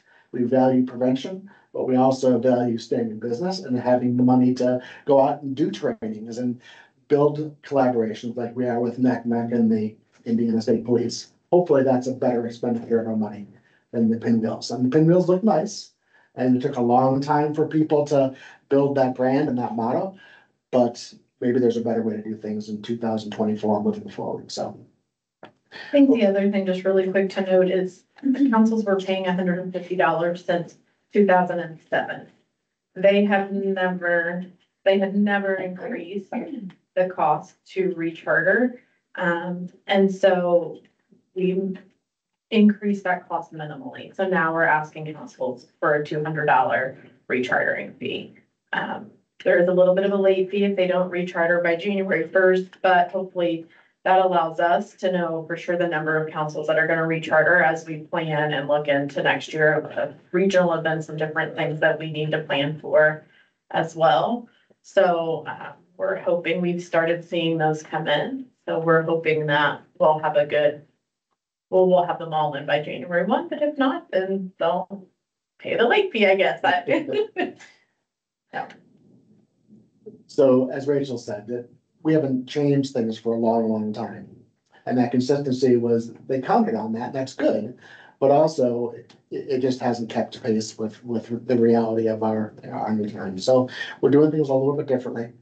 But we so far, we haven't had anybody really throw up any arms saying, hey, you can't do this, this is horrible. That's not the case. So we'll see how it all pans out. And the chartering period is October 1st through the end of December. And that's the chartering period every year that we try to get all of our councils chartered. So we're just into that now, actually a month into that. And I think we had 6 or 7 councils chartered so far, so, and it is not unheard of for councils to wait towards the end of the year. Even a little bit into the beginning of the next year, but hopefully with that additional fee, they'll avoid that. Let's see, the Family Connections Network, we have not talked about that. That's our kinship care program. So we, 3 parts of prevention. There's primary, which is prevention for everybody. Secondary is prevention for kind of at-risk populations and families. And then there's tertiary, is prevention for those people that have already experienced some issues and we want to keep them from re-experiencing those traumatic types of events. So our kinship program really looks at the at-risk population. These are families that would otherwise, mom or dad is out of the picture for any number of reasons. Could be that they passed away, could be that they have other issues in life that are not allowing them to be the parent that's present and available for their kids. Could be a number of reasons. But usually family or close friends are stepping in and saying, we will take these kids and we will keep them from going into the system. Without people like that, then these kids are ending up in our system. And so we have a very, very robust Family Connections Network, which is our kinship care program. And we work with them regularly. So we, during the period of July through September, we worked with 39 families. Some of those families have 6 or 7 kinship kids in their home. So again, these aren't kids that were born to these parents. These are families that, in many cases, were looking at retirement. Like, oh, we're gonna downsize and we're gonna vacation and I guess we're gonna parent kids because now we've got 3 kids in our home and we didn't anticipate that, but they are there nonetheless. And they stepped into it and they are standing in the gap. So our kinship program during that period of time, we served 39 families actively. That means they're coming to a support group, they're coming to one of our special events, they're engaging with our case manager, or they're just kind of calling out to us, asking us, how can you help us? Our case manager says, look, I know some programs, let's try that. We also have a component to our program called Concrete Assistance. And the Villages is one of the only programs across the state that I know of that goes out and finds grant funding or donations to allow us to give concrete assistance to families that have barriers to that. That could mean they get behind on their rent because they were making due on a fixed income for a household of 2, and now they added 3 more mouths to feed. And so the bills for food, the bills for heating and electricity have all gone up. Oh, not to mention that we have got 3 new bedroom suites full of furniture and things like that. So things happen. And sometimes the families, they do the best they can and they still end up behind. And so our concrete assistance allows us to address barriers 1 or 2 times a year if the families are active to keeping the kids in a stable living environment. And during that quarter, from July to September, we gave these families $34,914 and 35 cents towards concrete barriers. And that's not a small amount of money. So you extrapolate that over the course of the year, you're well over $100,000. And we sit on calls, Rachel and I, for kinship providers around the state, and there's nobody else that's doing it on that level than we are. So the Villages has made a huge commitment to find money and to allocate money towards those concrete assistance needs. We are using it in our kinship program, among other programs, and it's really helping our families out. Shannon, anything you want to say about that? Usually you've got some wonderful things to say about the concrete, so. Yeah, families come to us and they are in crisis generally. And so they're oftentimes in crisis around, I can't pay my rent. What am I going to do with these children? How do I? And so just by being able to pay $500 towards their rent, just stabilizes them. And it's very interesting because it doesn't take a lot of money to do this. Actually, the average is $400 a family that we're able to give, and it makes a huge difference. And then also for our staff, so imagine we have social workers who are working with these families, and the families come to them and they're, well, I don't know what to do. I don't know how to help you. But we do have funds that we can help, pay rent, or it's mostly rent, honestly. It's mostly housing issues that we pay for. So huge difference in the lives. And we don't give people money. We give a check to their landlord. We don't, so that's the other people are like, woo, what are they gonna do with that money? It's an application process that we internally, I approve every single one of the applications. It goes through a rigorous process. So, and there really is no one else doing this work in terms of these concrete supports. We also know in the research on prevention of child abuse and neglect, these concrete supports are an evidence-based practice. As you can imagine, a lot of stress can happen in families. A lot of families can't hire a babysitter because they have to go to 2 jobs. And we do often pay for childcare with these funds as well. And if you've ever gotten a job, you have to pay childcare ahead of time. You just can't, good for it. So that's another big piece of it too, when our families get another job. We have siblings in this this kinship care program that take on their younger siblings. You see that a lot if mom's in prison or having substance use issues. And so some of these aren't always grandparents generally, but we do see some young families too. And we fundraise around this. There are lots of foundations who help with these funds. And when we fundraise, I mean, it's hard to fundraise. You all know that. But when we say, these funds go directly to paying somebody's rent or directly to paying for childcare, it's a lot easier sell to get folks to understand the impact of these monies. So yes, very important.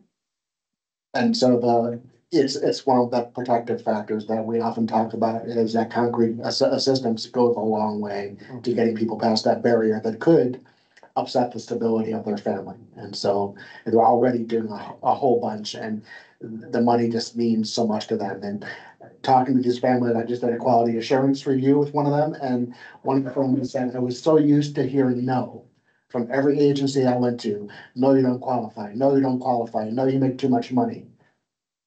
Like she said, when the villagers said yes, I was kind of like, what? You're gonna help my family? And now she can't do enough to bend over backwards, try to help us out. And so she's a fantastic ambassador, but it was interesting just to hear her. She thought that she was just gonna hear another no. When the villagers said, no, we can do something. We can help you do these things. We can help you get guardianship, file the paperwork. That's gonna help you provide stability to your niece or nephew. That's huge. And I think the other piece of we do it timely. It's not like, oh, here's your request and 3 months down the road, we're gonna deal with that. We know the need is urgent. And so we typically within 48 hours have the request in and out. It's paid. We've now moved on to is there some case management things that we can help to ensure we don't get, and we're not in the same situation next month. How do we continue that progress forward?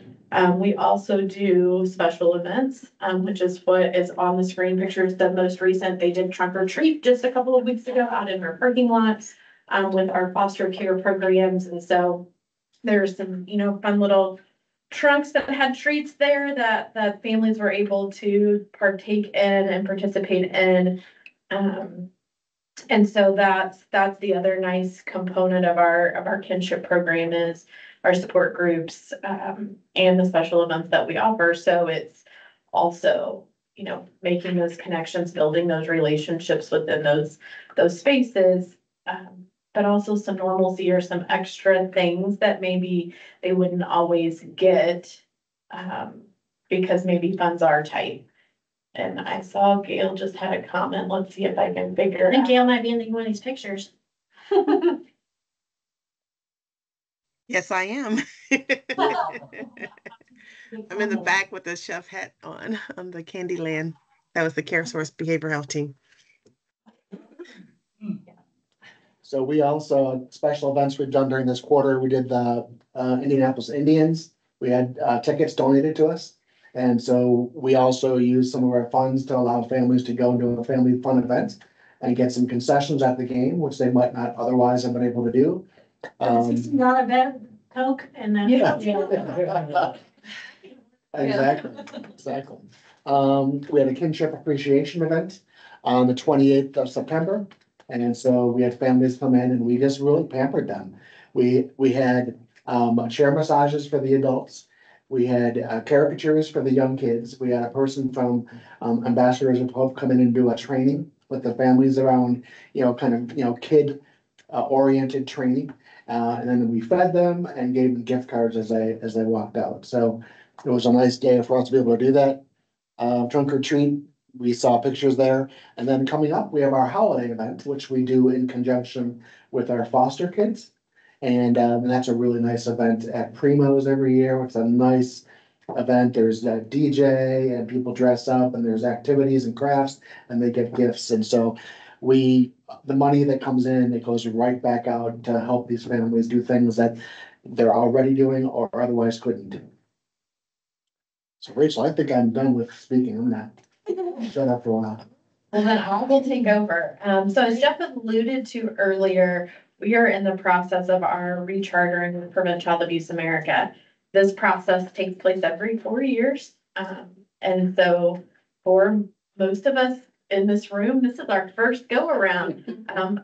Rhonda and maybe Todd, maybe there's a few on the call that have some experience. We just submitted on Friday our self-assessment document, which was us taking that look at the services we're providing through Prevent Child Abuse Indiana, and then providing documents and proof of that work that we're doing. So it was how many pages? Well, the document itself, the self-assessment was 47 pages. And then that didn't count the core areas. So there's 9 core areas that they'll look at, which I can share in just a minute. But those 9 core areas, I think 5 of those areas, we had to have supporting documents. So it was about a 9-week process that we took a core element every week, worked through it, and got that uploaded. And so we will next be working on our agenda for the meeting. So there is some potential that we may reach out to some of you about participating during that time. But they will then come December 4th and 5th. They'll spend a day and a half with us working through, talking about the information that we submitted, asking any questions they have, and really just getting to know about what we're doing here in Indiana related to prevention. While I've not sat through a PCAA rechartering visit, they have a very similar process for healthy families, which I've sat through many, many times. So I kind of said through this whole process, like, it'll be fine. Like, they're going to come and ask questions. Like, they're not out to get us. It's really that, one thing I can say about Prevent Child Abuse America is really that strength-focused approach. They want to be supportive. They want to make sure we're doing work, and they'll support us in any way that they can. So while this is different, I really feel like it will be good. We're doing good work. But even if there are areas that we can work to strengthen, they'll share that with us, give us suggestions and ideas in a very positive way. So I will be glad when December 6th is here. Don't get me wrong. But I'm not overly stressed about what's to come. So at our last meeting, we talked about like what they look at when they come. And I don't want to go through this piece by piece because we have lots of things still that are important on our agenda today. But on the screen, you can see like each of the core areas that they will look at. And then they'll look at the fundamental practice standard, which is kind of what's going to give you a 2. You're going to pass if you're meeting that fundamental practice standard. But then if you're meeting some of those additional practice standards, you're going to get a rating of a 3 or a 4. So you're going to exceed or you're going to get exemplary in each of those core areas. So they look at a common mission. So is our mission aligned with the national office's mission? Two is organizational structure, accountability, and stability. This is looking at governance, financial components, and human resources. So we had to get with our finance department and share financial components of our program. We had to get with human resources and share job descriptions and annual reviews and things like that. Core area 3 is common identity. So again, more of that alignment with the national office. And then are we participating and active in PCA America activities? This includes we every year do an annual snapshot of services, which I did participate in this year. So that was helpful because I could look back on some of that for some of the information that was needed in the self-assessment tool as well. But we do that annually. We do have participation in the executive directors meeting. Shannon always participates in those or appoints someone to do that. And so really, again, they're wanting us to be active and involved. Kind of the same parallel process that we ask of our councils. We want you to be active and involved in things that we're doing at the state level. So it kind of filters down and flows from the top that way. Then we look at statewide scope of leadership, influence, and activity in child abuse prevention. So again, looking, are we promoting itself as a statewide organization? Are we engaged in a variety of prevention efforts? So in this area, there are several more kind of that fall under that fundamental practice. But that is what they'll be looking at. 6 is around state level advocacy and education efforts. So again, we shared the wonderful information that Kaylee did for us with the advocacy packet she put together as part of our advocacy work. We shared our legislative agenda, those kinds of things as well. So that falls under core area 6. 7 is public awareness. How are we getting our information out there? Information resources 8. So we shared in that information our collaboration with the Department of Child Services with the 1-800 Children's Line, other statewide connections that we have as well fit into here. And then finally, core area 9 is promotion of promising evidence-based prevention strategies. In this area, some of the things we were able to highlight is our connection with healthy families and the work that we do in 11 counties where we have healthy families. With that too, not only do we at the villages provide healthy family services, but we have a strong connection at the statewide level for healthy families as well, with supervisors serving on statewide committees, and then also myself as the co-chair of our leadership committee at the state level for healthy families. So there's that strong connection there that we can speak to as well.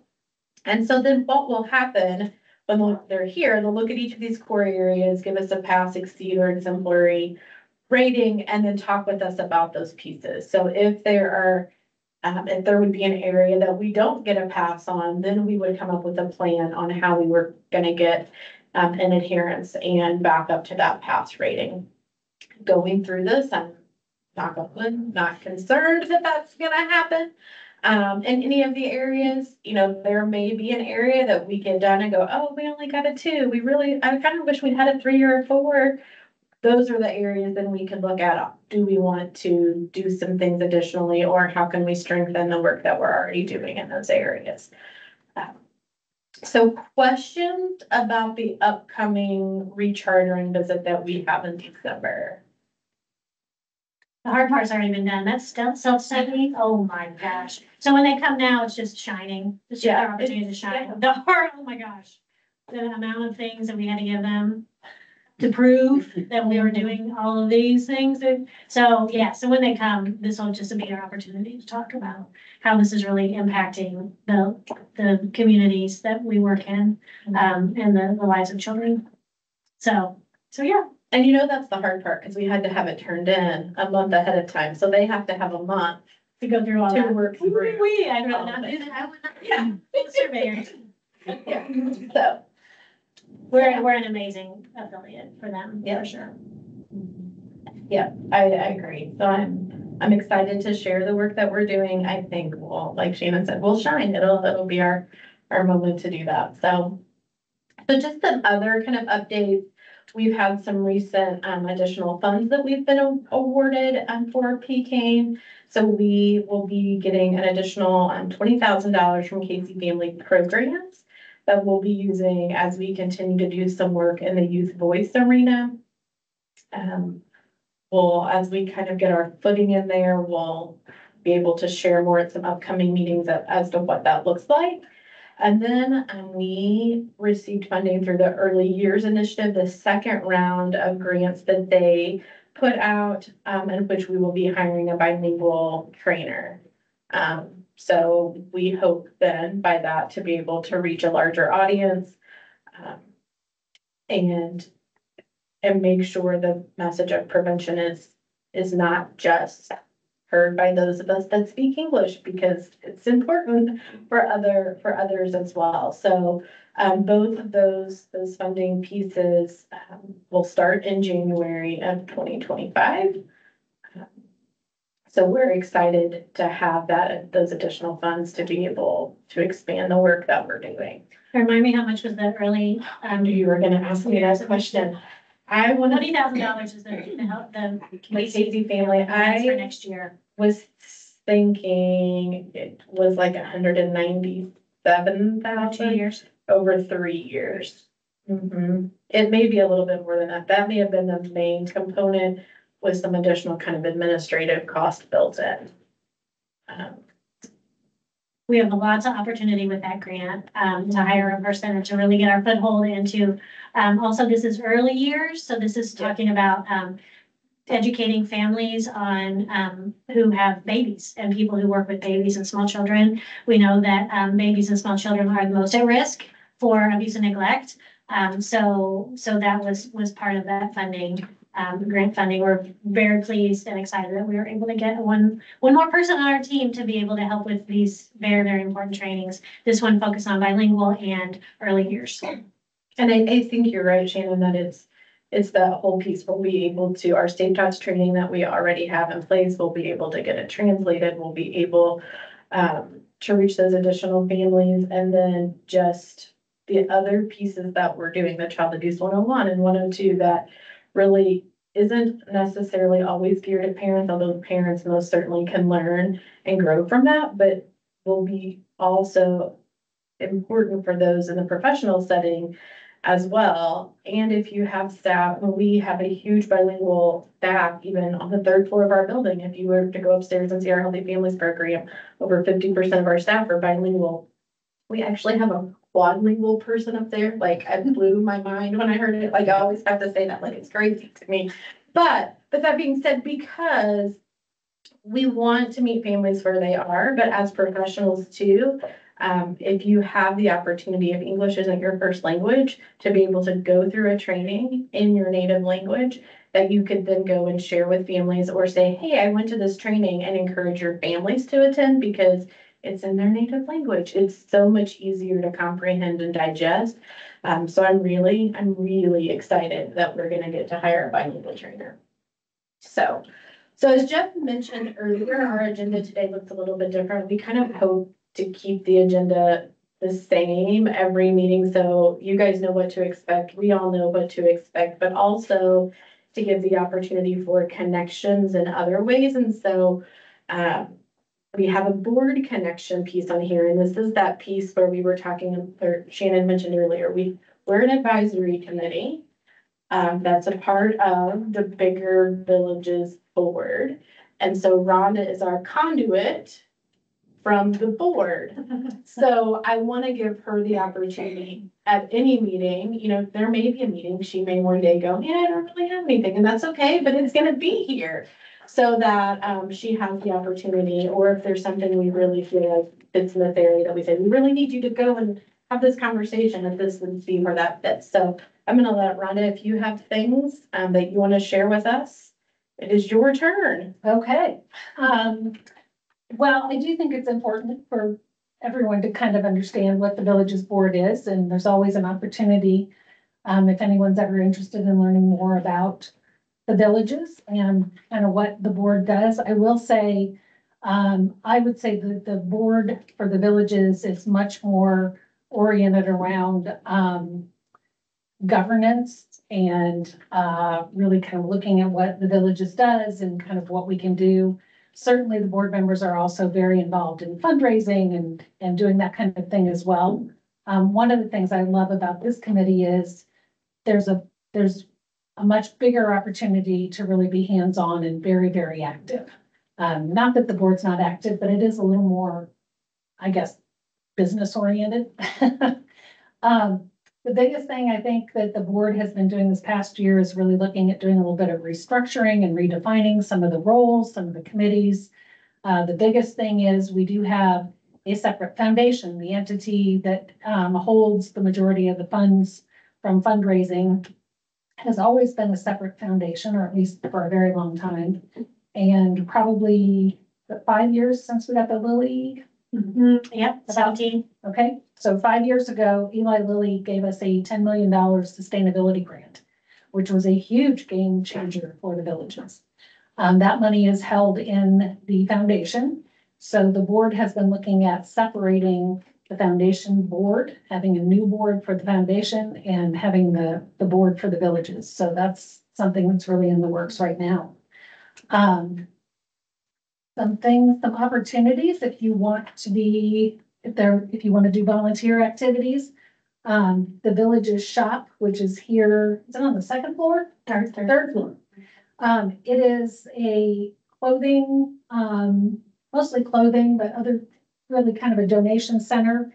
And it's staffed by volunteers. So Krista Hayes is probably the person to reach out to if you ever want to volunteer in the shop.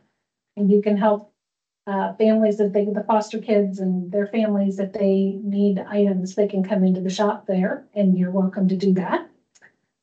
This is the season for the Spirit of Giving tree. And again, if you want to reach out to Krista, if you have a company that wants to maybe sponsor a family or be involved in that, it's an opportunity to support some of those families. And then something we talked about a few meetings ago, the kinship care support meetings. Are you still needing volunteers for helping with those? Yes. Okay, so they're twice a month. The kinship care, I guess it's Family Connection Network. That's a newer name for me anyway. I still call it kinship care. Those families get together. There's a meeting on the west side and one on the east side. And it's just an opportunity for these parents, the kinship parents, to get together, and it's a support group. But a lot of times they have to bring their kids because they don't have childcare. So they take volunteers who want to help with childcare during the event. Certainly if you want to be involved in that. I don't know that Kristen's the person to reach out to. It would be Jeff or Jeff? Yeah. Eli Lilly used to be instrumental in that, and then they kind of changed how they do things with volunteers and what they require. So our connection through Lilly has diminished, although Kelly Capone came a couple weeks ago and helped us out, which was really nice. But yeah, we need volunteers badly for that, so that we can let the kids have time. We have 2 schools, and so they have access to the gym, but kids find things to get into and parts of the building to get into that we have to supervise. So I think we had 17 or 18 kids last time, ranging from 16 years old down to 3, 4 years old. So it takes enough people to give them an activity, supervise them, allow them to go to the bathroom, and keep everyone kind of safe. Yep. All right. So there's some opportunities, or if you have friends, family, colleagues, your company wants to sponsor one of those are great ways to get involved. And then my last comment is, so I am currently the chair of this committee, and the bylaws for the villages requires that the chair be a member of the board. If anyone on this committee, we elect new chairs in April of every year at the village's annual meeting. So if anyone is interested in being the chair and joining the board, let me know and we can kind of talk through that and what that process is. And we'd get Jeff and Rachel involved as well. So just let me know. Happy to turn over the reins to somebody new if you're interested. Thank you, Rhonda. I would say, if I could add to that too, if you know of any possible groups that might be a funding source that we can knock on their door, that would be great too. We're always looking for money. Kinship Care, our work of the Family Connections Network is focused on Marion and surrounding counties. But we know it's a statewide need. It's really a national need. And so we would love to be able to reproduce this elsewhere. But as you can see by the amount of money we give out, we have to bring in more money to be able to do that elsewhere. So if you are aware of groups or connections or foundations or organizations that might be able and willing to contribute to that, it would be great to look at helping even more families. And I would say the word is spreading that we're doing this because we will help villages, families that maybe don't live in Marion or the surrounding counties because we know they're getting case management through other services the villages are providing. But we do get, we just had one last week from LaPorte that somehow they had heard about us. And so they went online and put in a request. And so word is getting out there. There is that, we know there's the need. And so figuring out what that might look like to grow and expand. Again, really, like Jeff said, all about money, right? Like that's especially when it's the concrete supports that are what are most needed by a lot of our kinship families. So the other piece that we've added to the agenda, kind of as a standing item is advocacy. And so that falls to Shannon. So I'm not sure if you have anything this time. And really, I was thinking if maybe it should say executive director / advocacy, because I think you could have space, but if there are other things that you want to share this, we could fit it in there. Okay, well, I can talk about advocacy. So we have, I think the past 3 years, the villages we've employed a government liaison, AKA a lobbyist, that is helping us with really making sure that legislators understand, what families need, what kind of services are needed, what kinds of things that we need to do to help change things legally around all the things that we do. Prevention obviously is a big part of that. I know last year we advocated and talked to some legislators. There was a legislator who had proposed a bill that would mandate that lodging, so like hotels, etc., would educate their employees on how to identify sex trafficking. So there are some, and actually some other of the Prevent Child Abuse America Council or affiliates chapters across the state of the country do some of this training. But how does a hotel clerk, what kind of things do they need to look for? Oh, this is a huge difference in age. They have no luggage, etc. So and then what to do if you feel like something is amiss. So we talked to the legislator along with the lobbyist about how do we help make sure that this passes, make sure that that lodging establishments have this. Now, most like Marriott, the big ones already do this. This is standard practice. But for where most people stay, they don't have this kind of training. And there were some teeth to it a little bit. I think the teeth was a government employee can't stay in that hotel if you don't go through this training. So they were trying to put some parameters in place. The council or the committee didn't hear the legislation. It died. But it was a short session. So this is something that we'll probably, and so partners on the call, I think this could be a really good opportunity to go back to that legislator and talk to him about how do we get this front and center and how do we encourage this. I don't know if you've ever been driving through the country and stopped at a rest stop anywhere in the country, but you see all the information about sex trafficking. You don't see that in Indiana. We don't have a lot of that. So that's something that you're going to see, hopefully, me reporting about how we're focusing on sex trafficking in the state and how to prevent it and what will work, what doesn't. The other thing that got us into a little bit of pickle is the committee chair who basically said, we're not going to hear this bill. He has a bunch of Airbnbs, and he said, how do I do that? Everybody, how's this going to work with Airbnb? So we have to do some more research on how would that work with an Airbnb? Is that even where sex trafficking is happening? Do we need to, so just really getting some more information around that as well. So our lobbyist really helps us. She's like, oh, listen, this is what his situation is and probably why he didn't. Let me circle back with him to find out more, et cetera. So yes, as we get more into this, again, this is pretty new to us, to be able to help the councils across the state to say, hey, you have in Bartholomew County in Columbus, you've got your senator there is on one of these committees. Let's talk to them. Let's meet with them. So to really be able to leverage all of our network across the state to really pull for some of these legislation that will help children, protect children. And this is a real crazy year for the legislature and like who's gonna be governor, what's gonna happen. So and it's a long session. It's coming up. It's from January, probably will go till April, and maybe May. So there could be some opportunities to do something. But maybe it's just crazy over there. So we'll figure out kind of get the lay of the land and let you know. And if anyone has ideas about, gosh, I've seen this in other states or this works. It's really good to, if you have another state, that's what's amazing about being a PCAA chapter, because then somewhere somebody is doing this in another state, and you can take that legislation or take that model, and legislators are always better with, let's just do what they're doing over there instead of let's build our own. So that's an important piece to think about too. Thank you, thank you.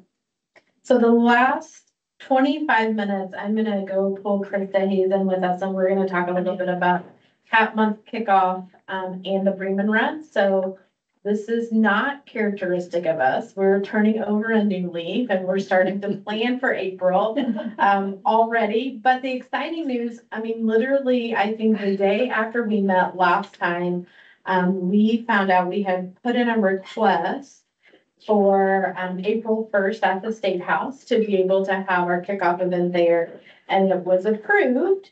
So we know a location.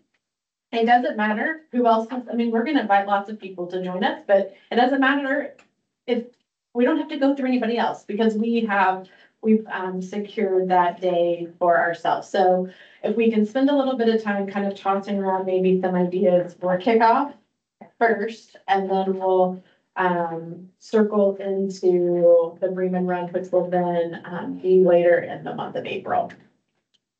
So kickoff is slated for Tuesday, April 1st. It will be at the State House. I don't think we have the State House all day-ish. Yeah, so a little bit of information on that. So our lobbyist was able to amazingly get us the one whole side of the State House. Legislation will still be in session, so the legislators will be there. So the idea is that we can start to leverage, again, some of these councils. So really pull in some councils and say, hey, this will be a great opportunity to meet, and if you haven't already, and talk with your local senator or your House representative. And so we can make it a forum like that to really to draw in the legislators. Food, they said have the legislators always come with food. So if we want to have, so that's part of what we can do with it. So just a really great way to do some educating and talk with legislators. But other than that, that's all. That's all we have. So speakers, we can have an event. Again, food, key. So yeah. How much time do we have? We have it all day. Whoa, really? So we could have afternoon cocktails too. I'm sure we can. Maybe. We can ask. There'll be butter on mine. I know they're absolutely against alcohol, unfortunately. Because I've done some events there. Yeah, it's not allowed. Oh, man. So we are open for suggestions or ideas. Obviously, as we get closer, may have to tweak some things here or there. But I mean, right now, the world is our oyster. I mean, when it comes to April 1st. And I said to Krista the other day, I'm so glad you're coming, because I might get real big and have all these big grandiose plans that don't make a lot of sense. So you can rein us in. But I do think, we have the opportunity to do something unique and different, not just having them for an hour and having to run out. But, you know, what are things that might encourage the legislators to come and join us? What are things that, I mean, food, of course. But what are some ideas of things that we might want to include? So is this somehow communicated to them that we're there and what we're Yes. doing and Yes, like an agenda kind of thing? could And do that. okay, We talked about too, kind of with that, like, when we do that piece, if we can like get it in their mailboxes, doing a lapel pin, like a pinwheel lapel pin for all of them. could we do something with the press? No, for sure. Yeah, Yes. Definitely. that'll go down there.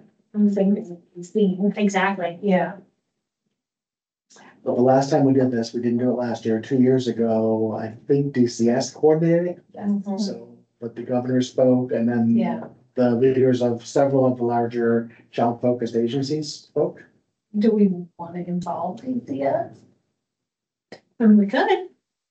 Or the governor's office, so it'll be the new governor, so I'm sure that governor will probably want to be involved in something like this, prevention of child abuse and neglect. I can't imagine they're not. So once we know exactly who it's gonna be, then, our lobbyists can help us also, help us get the governor to speak. So that could be, something that we do, to have him or her get some comments. Krista, I know, has been thinking a little bit about this.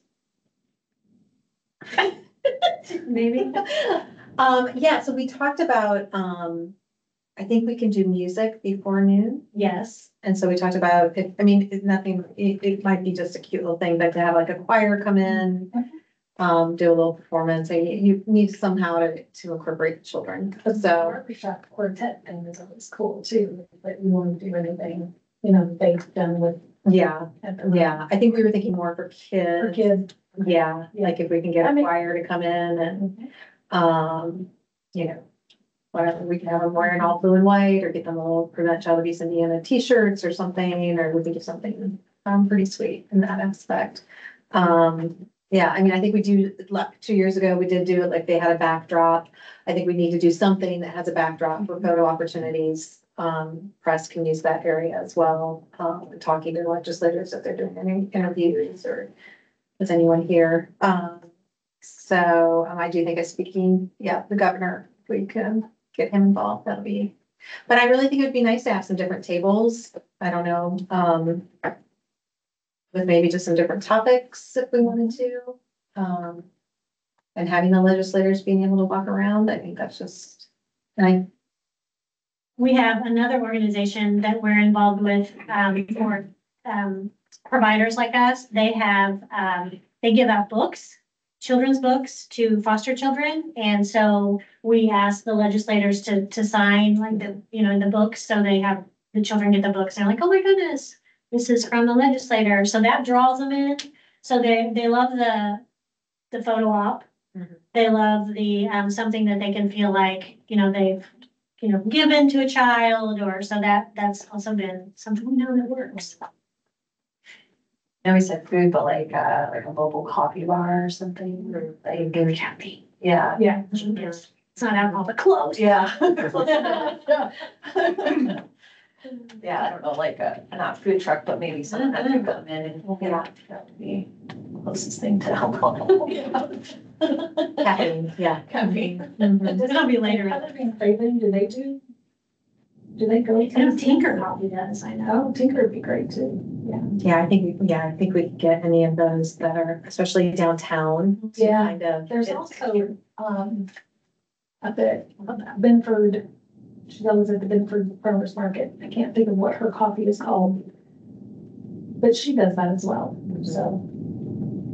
It's great. It'll come to me and then I can't think of it. Doug Weinberg has friends in the legislature. He came last time, he went right upstairs and came back with 3 legislators. Oh, great. So he's very familiar, he likes that space, so if we wanna ask him to work his magic, he might be able to connect us with some people. And the Kids First Trust Fund. I know we can get somebody, again, so Department of Child Services, big partner of ours. I'm sure we can get them involved. there's probably gonna be a change of administration there as well, but I'm sure we can have them involved in some way too. And So, so yeah, I think kids yeah. first should have like their own little table, you know, just, you know, and we already have the license plate, a big, we could have Yeah. that standing there, like explaining like, yeah, this is your license plate, Yes, see, for and sure. why we have it. We have kids running around last time handing out pinwheels to people, so. We did. Did we? We did, yeah. We did, you're right. Yeah, that should be spring break time too. Yeah, I think we had a couple of kids from Children's Village come. Mhm. Yeah, we did. Mhm. Our child care center. Yeah, are we getting away from the actual pinwheels though? Do we wanna They really are. They Yeah. really are. look at maybe doing some We like had lapel the- pins or others did. though? Mhm. We should have, yeah, some like giant ones would be good for. Yeah, we're down to 2. They've taken a beating over the years. They don't travel well. They don't weigh travel 150 pounds. Yeah. Oh my gosh. They don't fit my Subaru, I'll tell you that. Yeah. So, So the one we have left here is metal, which is a little bit dangerous if it gets spinning. Yeah, we could do something, and we could even do sure, step and repeat banner or something like that as well. And with the Prevent Child Abuse Indiana logo on it, or just a big pinwheel, or. We do little garden flags or things like that too, so. Well, I think the unfortunate part is we don't yet know what the theme for PCAA is gonna be yet, and so. We so hard not knowing. That's usually January, right? February. So, yeah. oh, we saw it last week. Yeah. So that, I mean, depending on what that theme is too, sometimes their backgrounds are, Okay, mhm. that's exciting. Yeah, I think the councils, like how do we engage the council, that's gonna be really important, and what we can do to help them connect with their legislators. So does it have to be there in person, or could we do something virtually to make it easier for people from Lake County to get down here or Evansville? Or I mean, I think we could do both, but I think having them there would be important. I think it'd be important for their work too, you know, to actually meet. So I would try to encourage them to come, maybe I mean, that'd be a great event for them. So anyway, we used to do about like Hands Across America. Could we do like a Hands Across, even virtual if you had to, across Indiana? Where people are connected in some sort of way, yeah.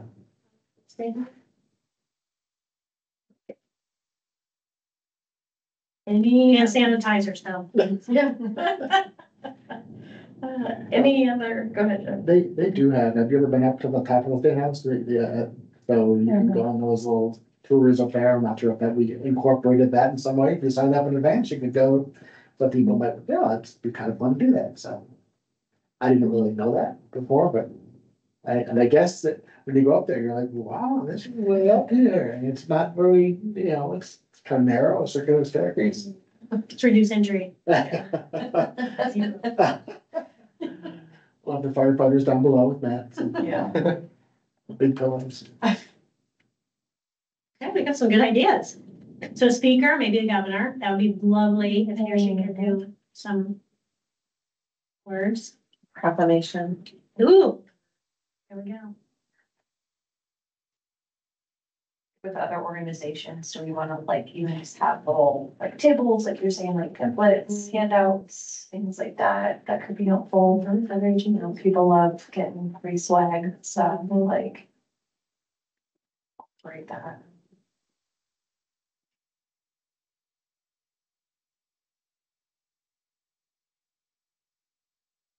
Other thoughts or ideas? We have the luxury of time. We have some time. Yeah. I'll just 2 weeks. Great. All right. Okay, so then let's move on and talk a little bit about the Brakeman Run again. This is new. I mean, not new, but new to be talking about it in November, or planning more so for it in November. When we met in August, we talked about the potential of having the Bremen Run on April, I almost said August, April 26th. Unfortunately, Fun Runs, who is the company who puts on the run, manages it, yeah, is not available on the 26th.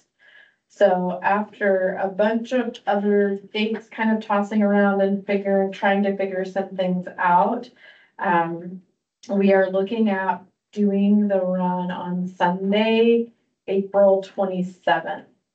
Before we confirmed with fun races, we wanted to kind of bring that to this group to make sure that date worked for everyone. We know it works for the Bremen family, but is having that on a Sunday, does that pose an issue for anybody else? We don't want to be the only ones showing up for the run.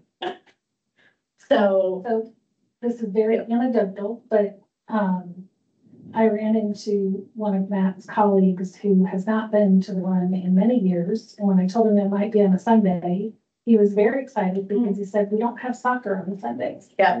And so, yeah, I mean, again, that's one person, but I mean, that's, I think. And I'm sure there'll probably be people who say about like church and stuff. Yeah.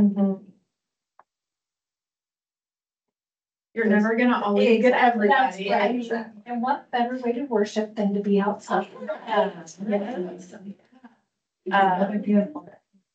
And we do have it penciled in with both White River State Park and fun races. So they both have it penciled in for right now. So Better pin it in soon. Yeah, so that's what we wanted to make sure today. So after today, we could pin it in and not just pencil it in. Yeah. Does fundraisers have any input on having an event on a Sunday versus a Saturday, kind of what they've experienced? Or? No, I mean, I didn't, I don't think we asked them specifically that, but, they made it very, like, yeah, we do races on Sundays too, so. I don't know. I could ask, but. So just so everybody knows, the other options that were thrown out, I think were in May, which I personally think May is way too busy. It's pretty big. Or June, and then you're getting in the summer months. So, I mean, my family's perspective was, let's keep it in April, but obviously we're not the only ones participating, so we don't want to dictate that by any means. I think we should do it. Yeah, I think April makes the most sense. Yeah, that being provincial. I think Sunday, we never, maybe more people. Yeah. Right. Yeah. Those of you that are on the screen and aren't around the table in this room, thoughts or concerns, good with putting it on Sunday, April 27th? Oh, I saw some thumbs up. Would we do it at the same time that we have done it on a Saturday? Last year we changed it to 10 a.m., which I think it was for someone that's with children, that was so nice. Yeah. To get, I have that extra time to get out of the house. And I just like the 10 a.m. Yeah. I think, yeah. And we were thinking the same time, because then that way, anybody who was out of town could still, have time to get home by early to mid-afternoon. If we think it's going to affect those that go to church on Sunday, what if we did like a 10:30? Because there's usually like a 9 o'clock service. If we're concerned, I don't know if we're concerned or not. No, I think it's a good half an hour. Yeah, later, okay. If there's a concern, if there's not a concern, same time is fine. I think it's a concern. I mean, that's the only concern really, but yeah, good. So This is Gail. Yep, Gail. I would just say that most African-American Baptist churches start church at 10:30. I know mine does. So I don't know if you want to consider that. Make it up. I don't know. Have we ever done an afternoon run? I personally don't think an afternoon's a very good idea. Hardly for the people who are out of town, but I just don't think runners are going to be interested in doing an afternoon. Yeah, probably not.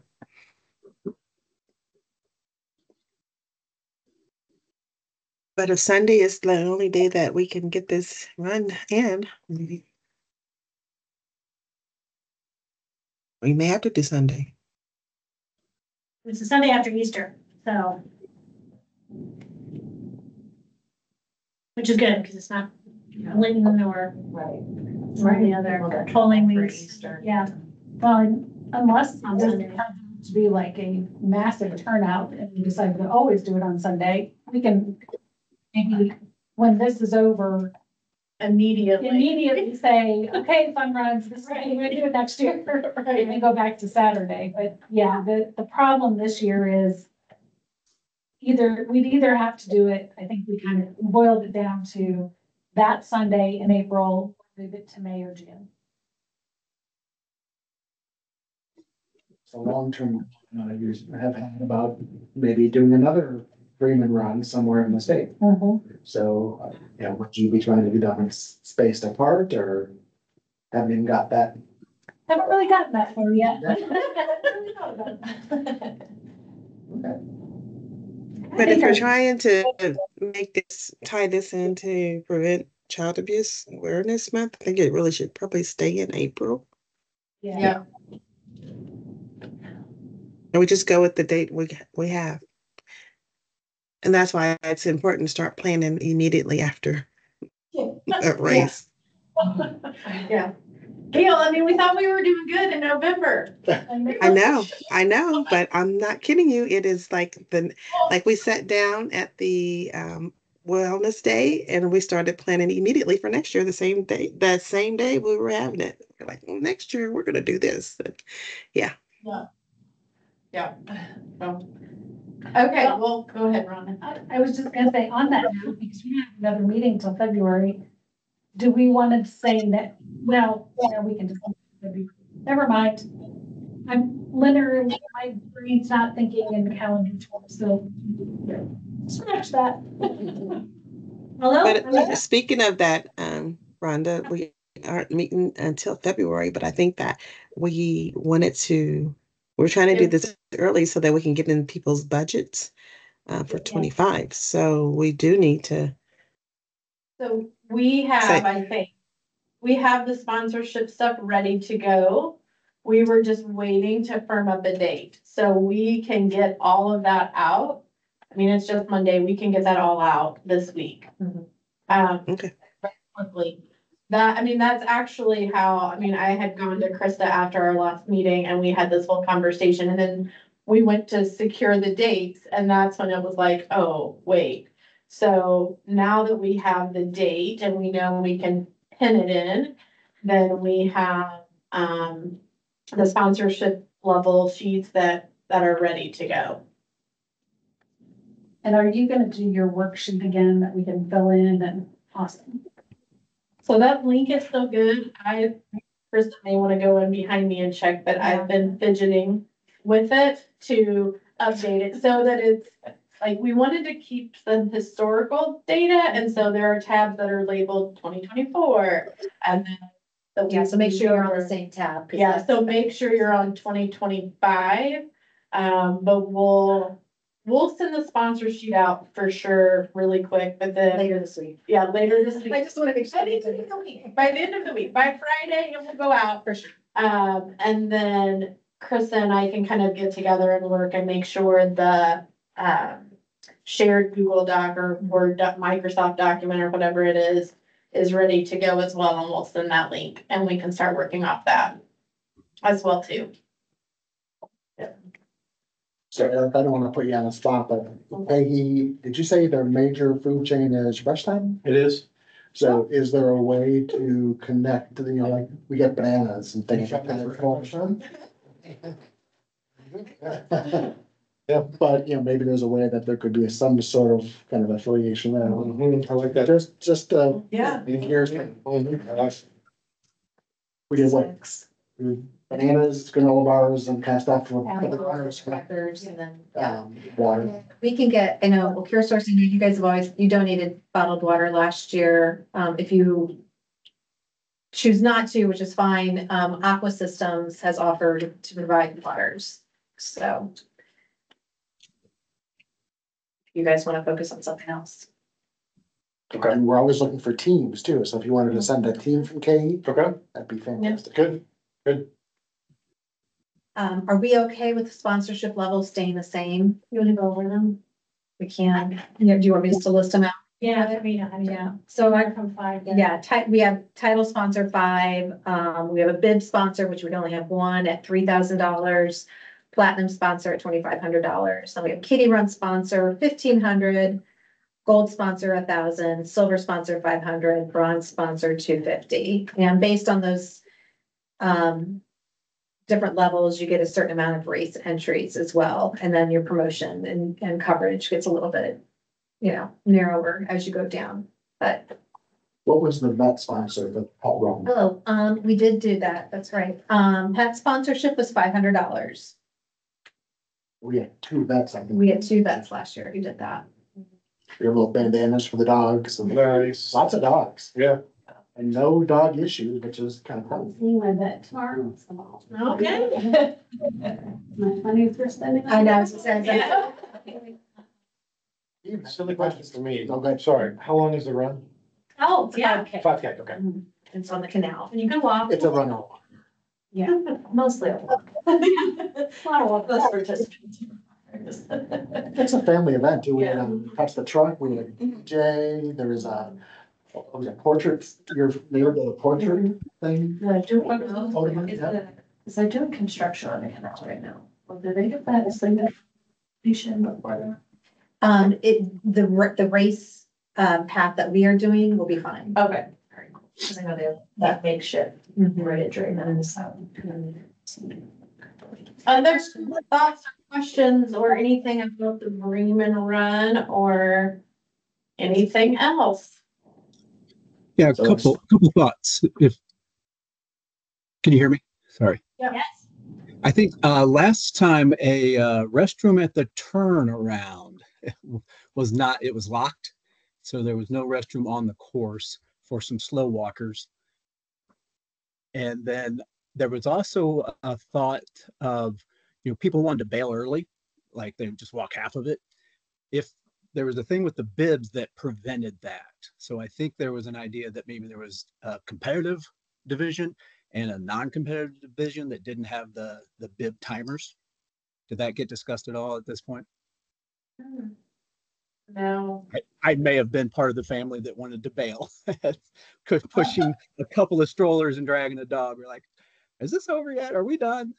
So we were guided at the turn to not quit because it would screw up their process. Oh, well, I must have screwed them up because I quit. They cut through bridges, So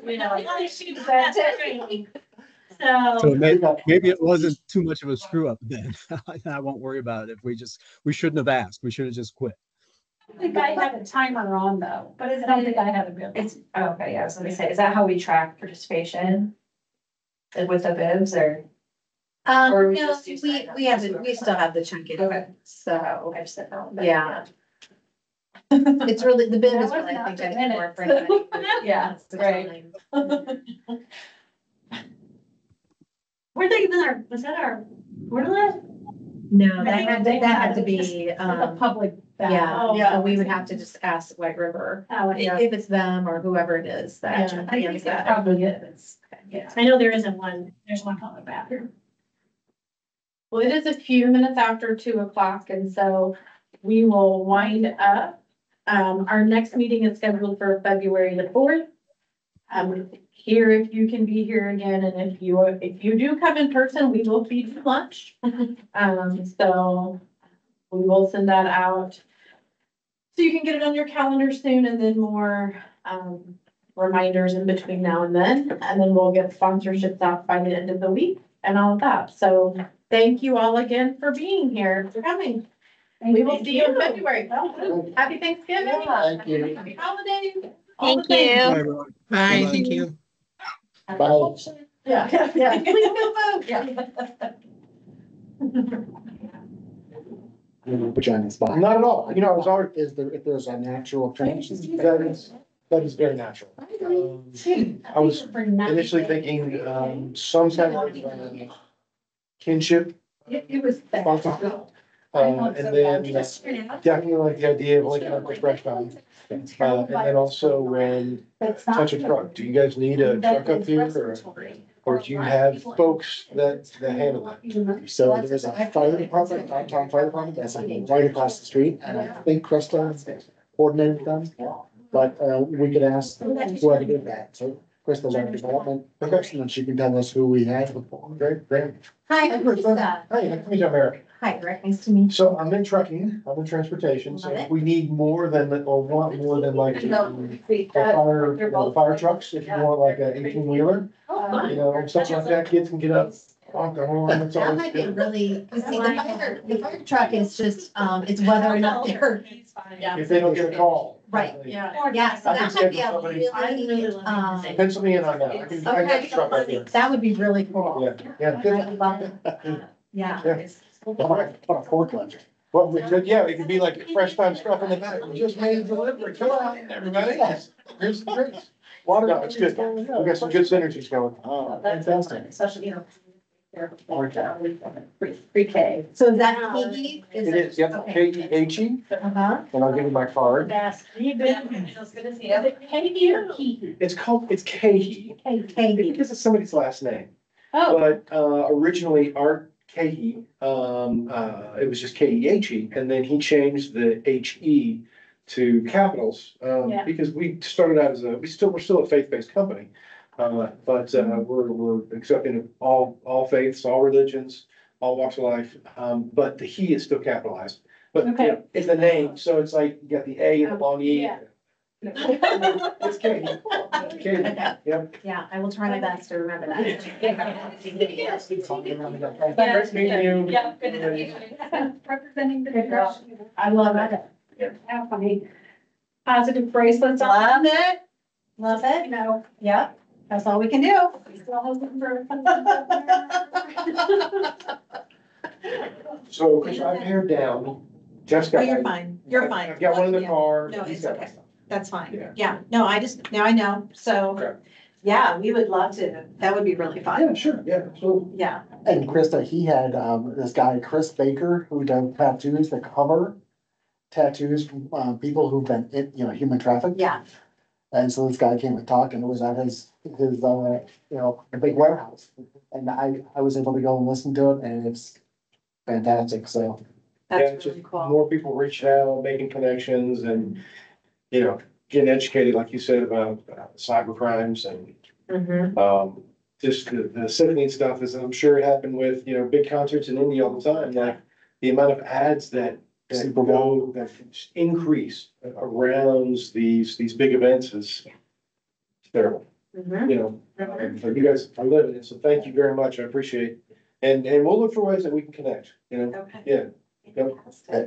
What's cool about KP is they have this whole culture around giving back and community Mhm. involvement and engagement. It's not just something they do once in a while, it's part of what they are, so. Sure. Was it like so many 10%? 10% of our profits go to nonprofit organizations. So we have, we have anchors at each one of the DCs.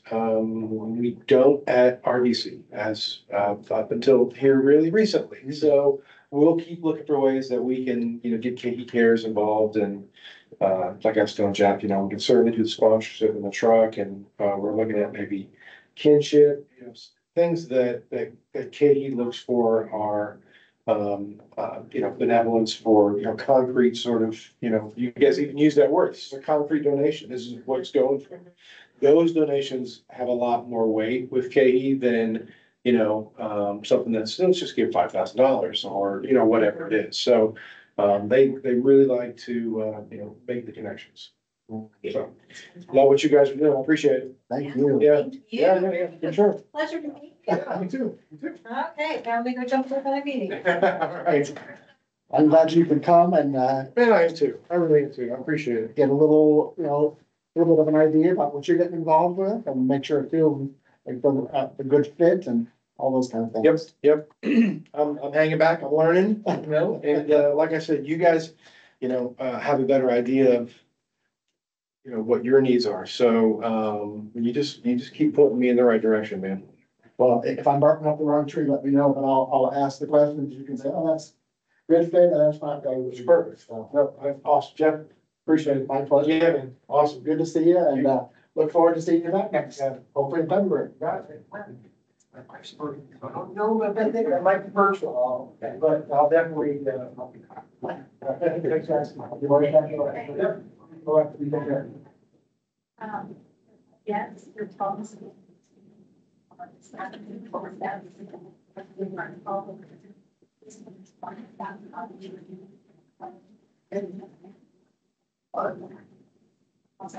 Great. And. Yes, no one's. Yeah, well, I just let it. Yeah, yeah. Now it's in my government. I wish you know. So they're complying. Okay. That's.